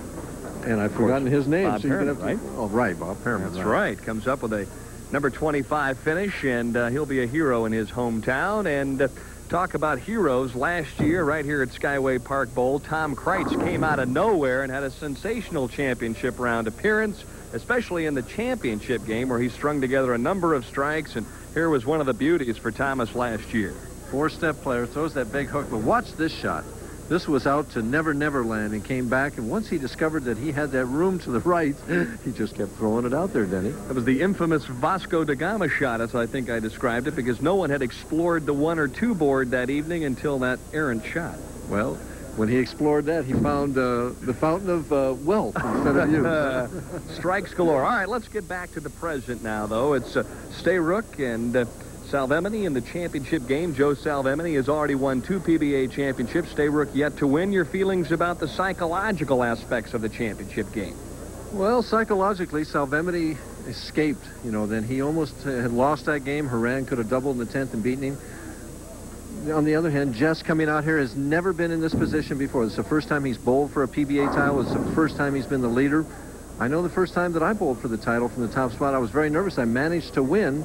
Both these players have threatened me with death if I pick with either one of them, so I'm not picking anybody here this week so that I don't jinx anyone, but we'll just have to wait and see what happens. All right, what about Jess's attitude, his strategy for this appearance? Going to come out, be more aggressive, try and go out there and attack the lanes a little bit. What are your thoughts about that strategy? Well, I think that's exactly what he needs to do. We were talking about that with him earlier, and as we concluded at that time, that no matter what position you're in this championship round, you have to win your first game in order to win the tournament. So he thinks that from the top spot that it's a misnomer or a myth that the top spot is at a disadvantage because he's been there all along. He's had the edge all week long, and he says he's going to win from the #1 position. Strategically, does he choose to start or finish the match, and what lane do you think he might go with as his best lane? Well, I think if I were Jess, I was watching all the trouble that Joe had on that right lane, I would choose to finish on the left lane and make Salvemini start the match so he would have to finish on lane 34. Well, only time will tell what happens here in the championship game of the $150,000 Seattle Open. $27,000 to the winner, and of course, a PBA championship for Stayrook. It would also mean eligibility in the Firestone Tournament of Champions. We'll be right back with the title game after this. What's the best brokerage account for an active investor? Ask a Schwab customer. With my Schwab One asset management account, my money's never idle. When I sell a stock or I get a dividend, my cash instantly starts earning income. And it keeps on earning until I make my next investment. When I need to get to my cash or take out a loan, I just use my Schwab Visa or write a check. Schwab One makes it easy. All my financial moves are right here, and one simple statement. Now, you might expect to pay a lot of money for an account this handy, and not with Schwab One. There's no monthly fee. Now, that's real value. To get your free booklet and an application for the Schwab One Asset Management account, call toll-free 800-848-8900. That's 800-848-8900. Call now for your free Schwab One booklet. I'm here in this auto graveyard to demonstrate New Finish, the once-a-year car polish. Simply wipe it on and wipe it off. There's no rubbing, no buffing. Look how New Finish restored a deep, hard shine to even this weather-beaten old car. You see, New Finish is not a wax. It's a space-age polymer formula that shines better and lasts longer. And here's proof. An independent laboratory tested New Finish against several leading brands of car polish. After simulating a full year of punishing weather, New Finish had the highest gloss and actually retained 90% of its original shine. Next, we polished this car with New Finish and ran it through 52 car washes. After all the harsh detergents and scrubbing, the water still beads. You'll find New Finish is great for fiberglass boats, too. So get New Finish, the once-a-year car polish. And between polishings, use New Finish Poly Car Wash to clean your car. New Finish Liquid, rated #1 by leading consumer magazines. Available at Kmart, Woolworth, Kroger, True Value, Ace, Auto Express, Western Auto, Eckerd, Walgreens, and other leading stores. The reason why they're cheering is because there's only 2 players left here at Skyway Park Bowl. One of them's going to end up with a championship, Joe Salvemini or Jess Stayrook. Take your pick, sit down, slap on the seatbelts. This could be wild. And, geez, Jess Stayrook is in good shape because he's gone the opposite of my advice. He's decided to start the match and finish on the right line. Okay, well, with my track record lately, if he goes the opposite of what I recommend, then he's probably got a good chance. Oh, Jeff, change this.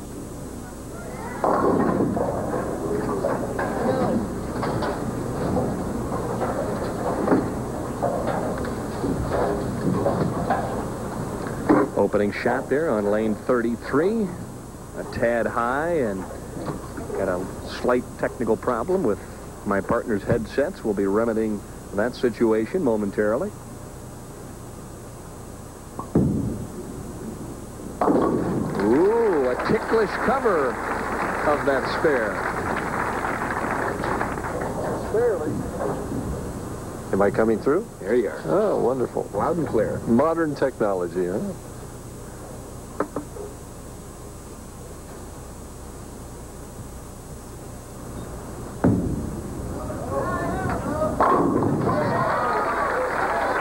Salvemini, the veteran, wants to get out quickly ahead of Stayrook, who's never been in this position before. We don't want to be redundant. Salvemini qualifying for the 1984 Firestone Tournament of Champions, losing to the eventual winner of that event. Yes, he did lose to the eventual winner. The player to my right, Mike Durbin. Right back at him, looking for the quick double. Gets a little bit of a swish on the rack, and he's growling at lane 33. Well, that's exactly what he wanted to do. He knows as a veteran that the scores have been moderate tonight, except for a Neuer's 240 game in the first game. So get out quickly and put the pressure on your young, inexperienced opponent.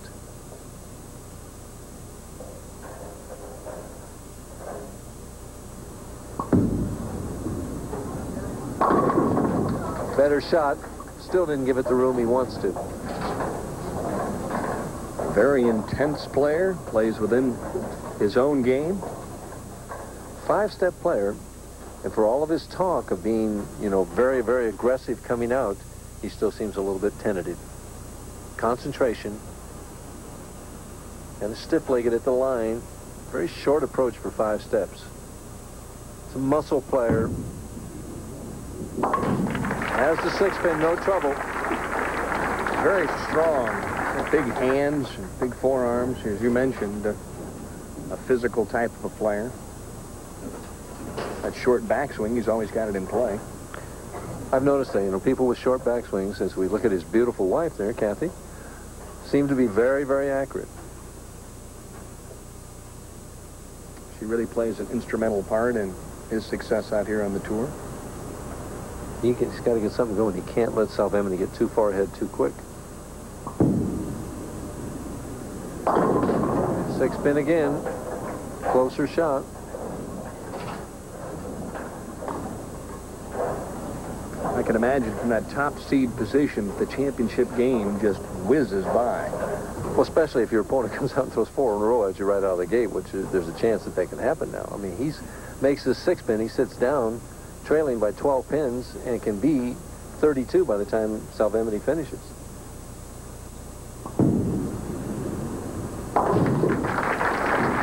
So Stayrook dusts off the spare game, but that may not be enough here in the championship game. Well, we'll see what Joe does. He had trouble with his right lane in the last game. But when he had to make the big shot in the 9th frame, he threw it flush and left a solid 9-pin. So maybe he figured something out there.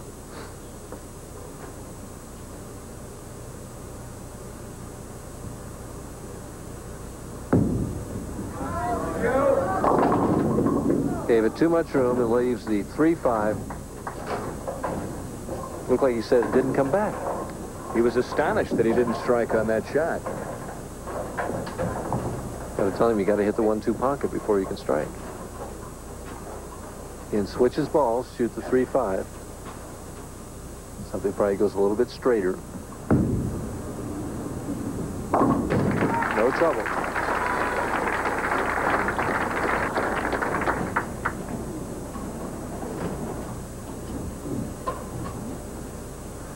This is our RoboCam shot.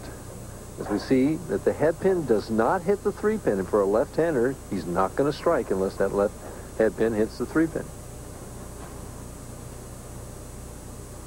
10 pins.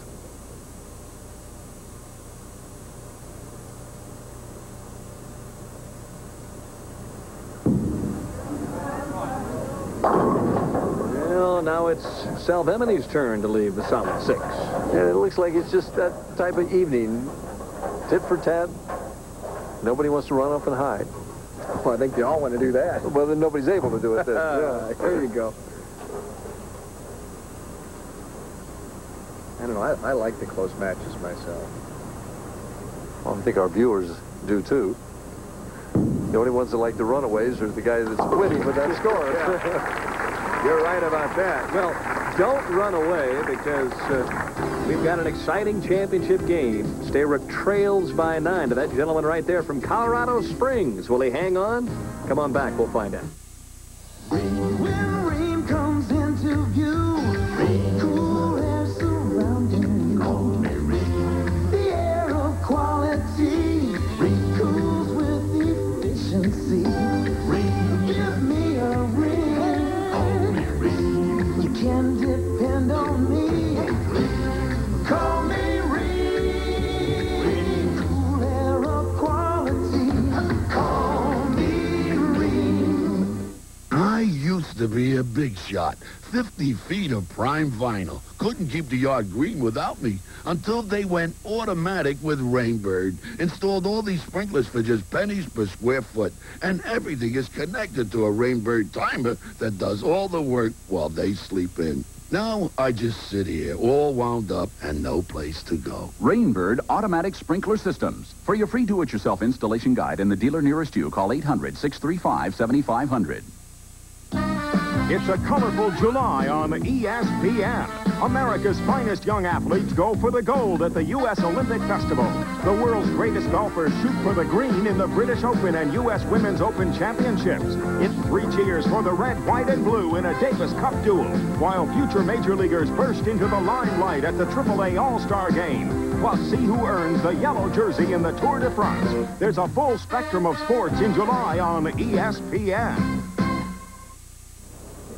Ah, yes, July will be a marvelous month for sports on ESPN. Coming up, Sports Center, as soon as we're done here in the Seattle Open. Dan and Bill Patrick standing by in Bristol, Connecticut. And the lead story this evening, the fact that ESPN has some exclusive interviews with some people that are key and involved with the Pete Rose case, the Major League Baseball case. So you want to stay tuned for Sports Center coming up immediately following the finals here in Seattle. Jess Stayrook on lane 34 looking for his first strike in the 4th frame.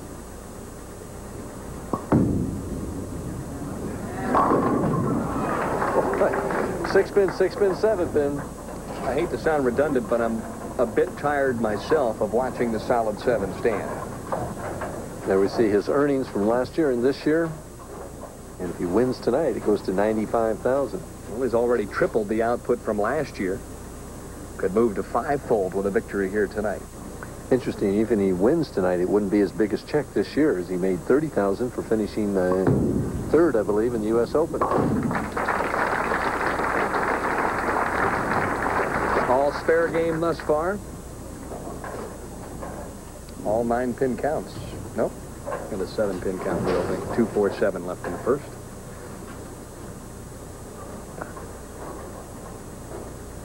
Using its shiny ball, probably to try and get the ball down the lane before it'll hook. It's a tip to our viewers that the high luster bowling balls want to slide further before they start hooking than the dull ones.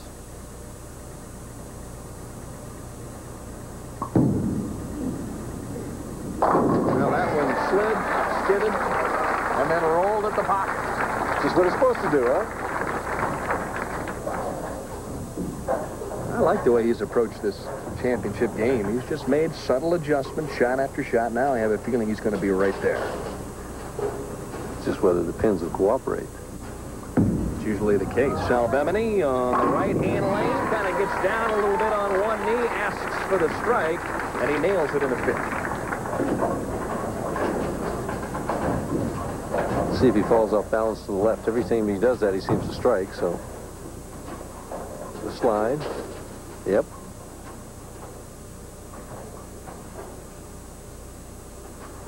Pretty shot. Little tomahawk on the 10 that time. It's almost something fighting to stand back up there. Trying to increase it to 20.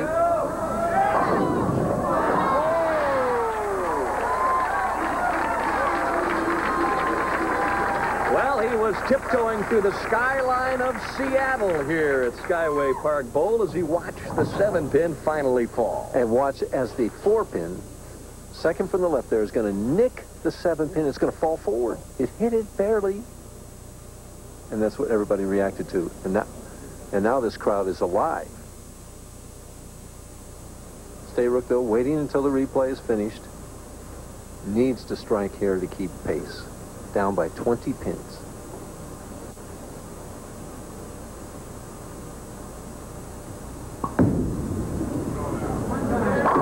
Pretty shot. He says he's intense. That is the shot of a tournament leader. Needs one more, though, Den. I mean, that's important, but this one is important, equally important. He's got to even this match and put the pressure right back on Joe. Well, he had 2 big games on this pair, shot 238 and 234, and led all of our television finalists in average on the championship round pair. Right now, he just wants to get one more. He's not thinking 230 or anything. He's thinking one more strike. Just make a good shot right here.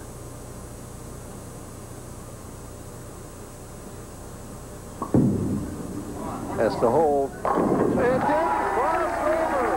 Oh!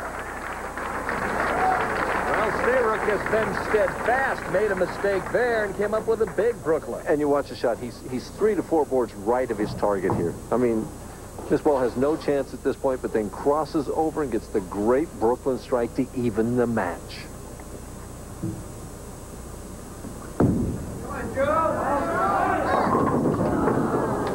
And you see what that does to your opponent. Suddenly it goes high and leaves that 2-4-7. When you get those fortuitous strikes. Well, it's got to break your heart. You're working, throwing the ball in the pocket, then the guy you're bowling stands up and just absolutely tugs it, throws it nowhere, and gets Brooklyn. To even the match? Yeah. That'll wear on you a little bit mentally. This match play bowling is tough, though. Nice spare. Keeps him right in the match, down by 3 pins. But just 2 frames ago, he was up by 20. Now he wants a re-rack on lane 33. It's his first of this game. Stayrook is yet to take a re-rack.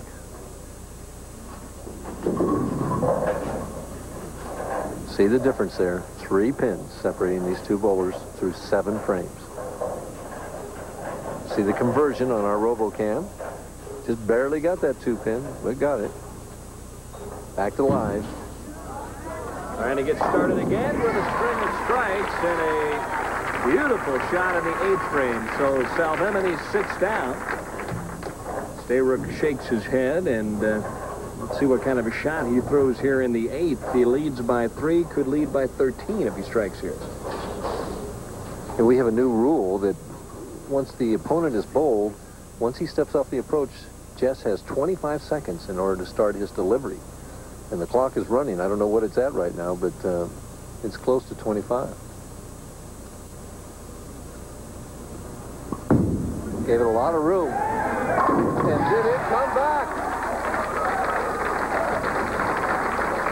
Well, it came roaring back in the 8th. A 4-bagger now for Stayrook.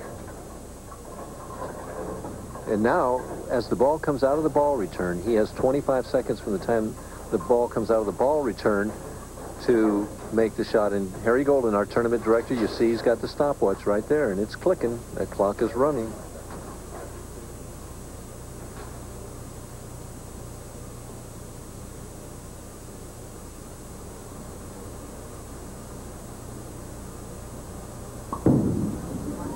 High again. Brooklyn again. He almost missed a hairpin. That's pressure, Denny. He just was not able to perform like he wanted to under that kind of pressure. And he's got a difficult spare. The 2-8 right now. He's got to give that ball room out to the left near the channel, bring it back to have the ball cover both the 2 and the 8 to keep an 11-pin lead. Well, he went runaway Brooklyn the last trip on that lane. It was interesting to see what kind of an adjustment he would make. But right now, the shot at hand to convert the 2-8 here in the 9th. By the way, as a side note, we're told that he took 21 seconds on that last shot. So he was well within the time frame. Will he make it? Yes, great spare. Great spare. He is bowled beautifully under the pressure here of trying to win his first title. Well, you got that big Brooklyn in the 7th frame right there. Took advantage of it, though. As we see the spare coming back right here. Ball hitting both pins. Trusted that one where he didn't trust the first shot. Salvemini to get within 1.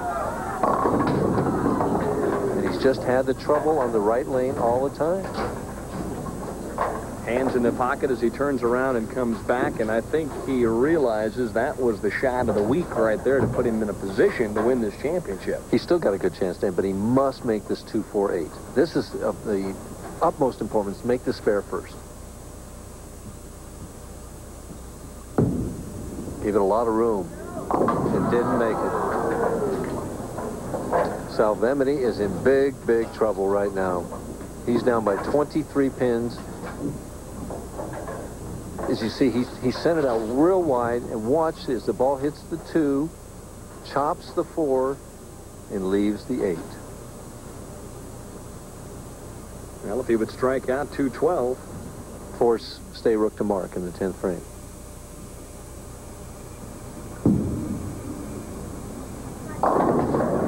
See, that spare was so big because if he makes that spare and strikes out in the 10th frame, it's a 1-pin match. Stayrook has to go strike spare to win the tournament.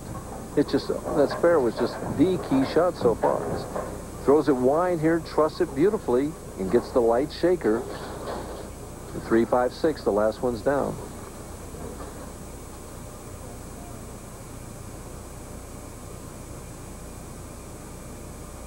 To have any chance in this match, he must strike on this ball.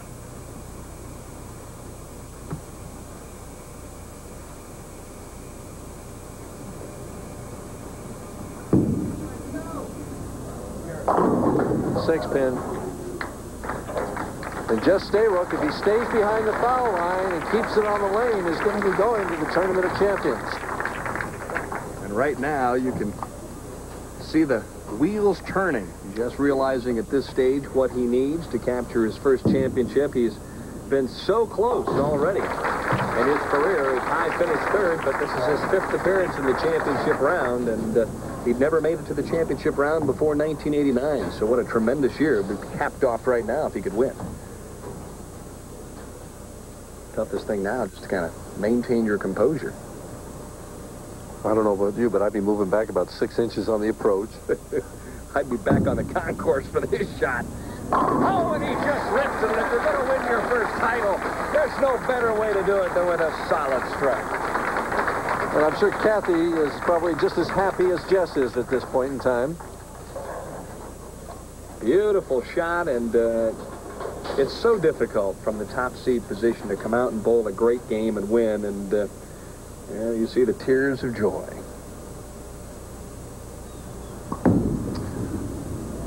Brooklyn again. I guess you could say he didn't go to the well too often in this game. The big shot for him in the 7th, the Brooklyn, that was basically the worst shot he had thrown the entire championship game, but he struck. And right after that, Salvemini came back and left the 2-4-7. He also, at that point, was working on a double. And I find it interesting that we talked about that he averaged 235 on this pair. Would he bowl 235? If he strikes, he'll shoot 235. And there it is. Well, history repeats itself. The numbers are there, and the championship is Stayrook.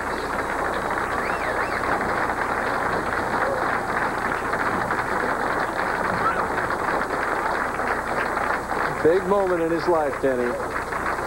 Big moment in his life. Just needed to keep it on the lane and stay behind the foul line, and he did the best kind of thing you can do through the strike. Perfect.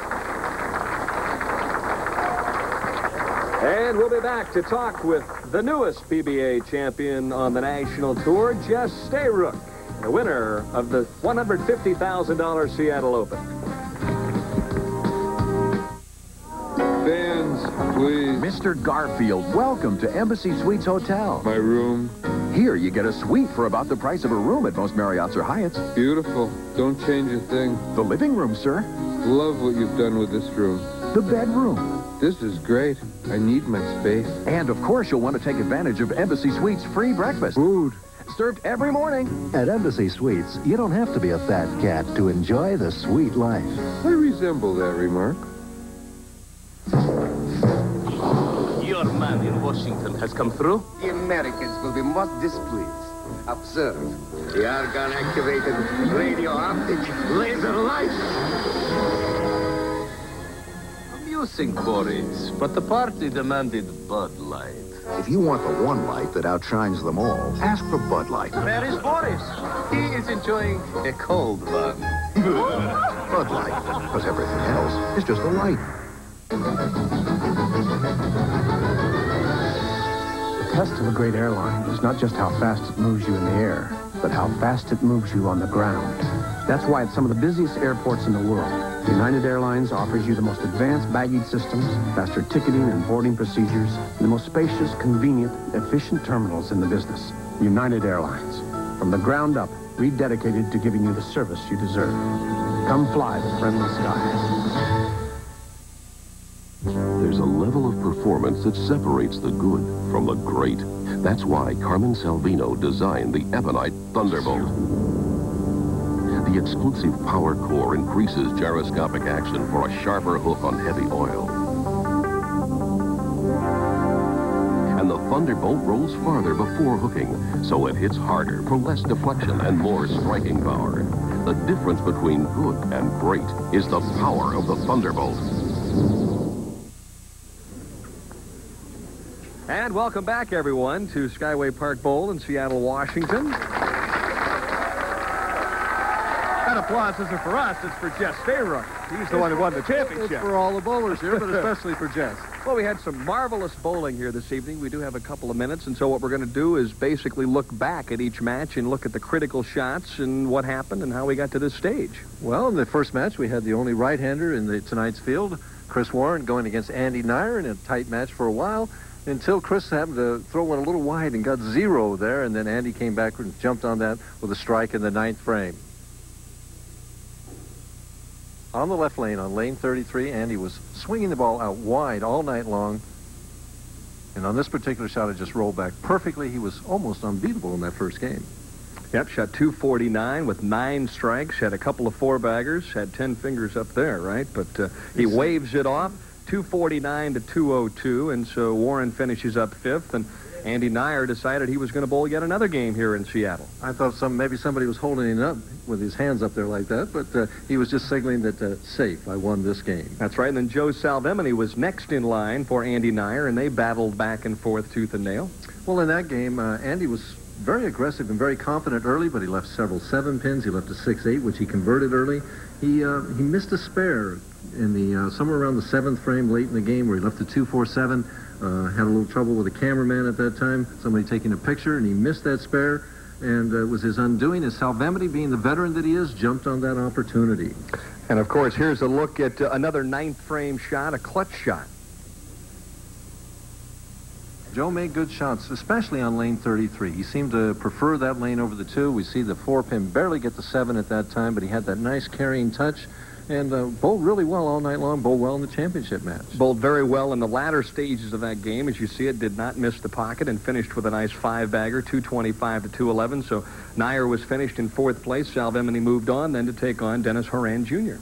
And another very, very tight match. Dennis had an opportunity to win this game. There was a double early by Salvemini, and Dennis never did get a double in that game, but he had a chance to double in the 10th frame. If he could get 2 in the 10th frame, he would win the tournament. And this was the shot right here, or win the game. Gave it a lot of room, and it just didn't make it back, and he left the bucket. And I talked to him afterwards. He said, well, I had a chance. And I threw the shot that I wanted to throw. A lot of players don't in that situation. 204 to 192.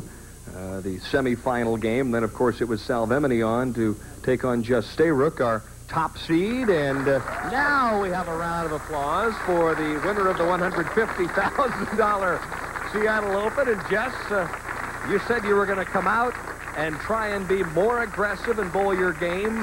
Did you stick to the game plan? Yeah, pretty much the whole time. I just tried to make the best shot I could. I got a little shaky there towards the end, but it worked out all right. You made some great adjustments on the championship round pair, and Rod Pardee, one of the co-proprietors here, has a beautiful trophy to present you. You're the winner now in the Seattle Open.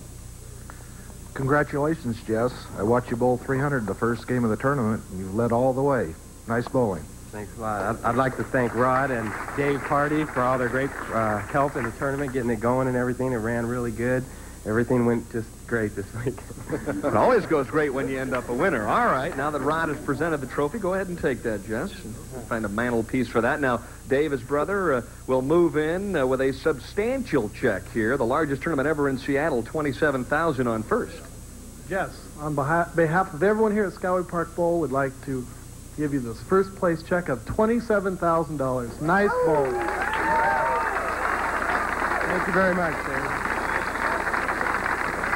All right, let's bring in Kathy here. Obviously, your better half. Will the check be split 13-5 apiece, Catherine? No. Jess gets it all. How tough is it for you to go out there week after week and watch every shot behind your husband? As long as they're strikes, it's easy. When they're not strikes, it's not so easy. Got to be an exciting moment for you, too. I know that you've had fun in Seattle this week. How long did you think it was going to take you to win your first title? I had no idea. Jess, I've got a question for you. You made $95,000 so far this year. When you came into 1989, did you have any idea that it would be a successful year like it's been so far? I was just hoping to get into the top 50 so I wouldn't have to participate in rabbits in 1990. So you've gone beyond your wildest goals and dreams, By far. Well, you're no longer a rabbit. You're a champion. You'll be heading now to the Firestone Tournament of Champions in my hometown, Akron, Ohio. What are your thoughts about that? Good. You need directions? No, I think I can find that place.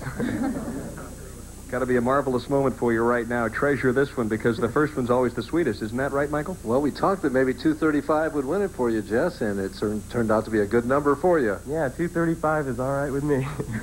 You'd like to repeat that every single trip. Any thoughts about shooting 300 in the opening game? Did you kind of figure this was your week? Well, I was hoping to shoot 300 tonight, but after the first frame.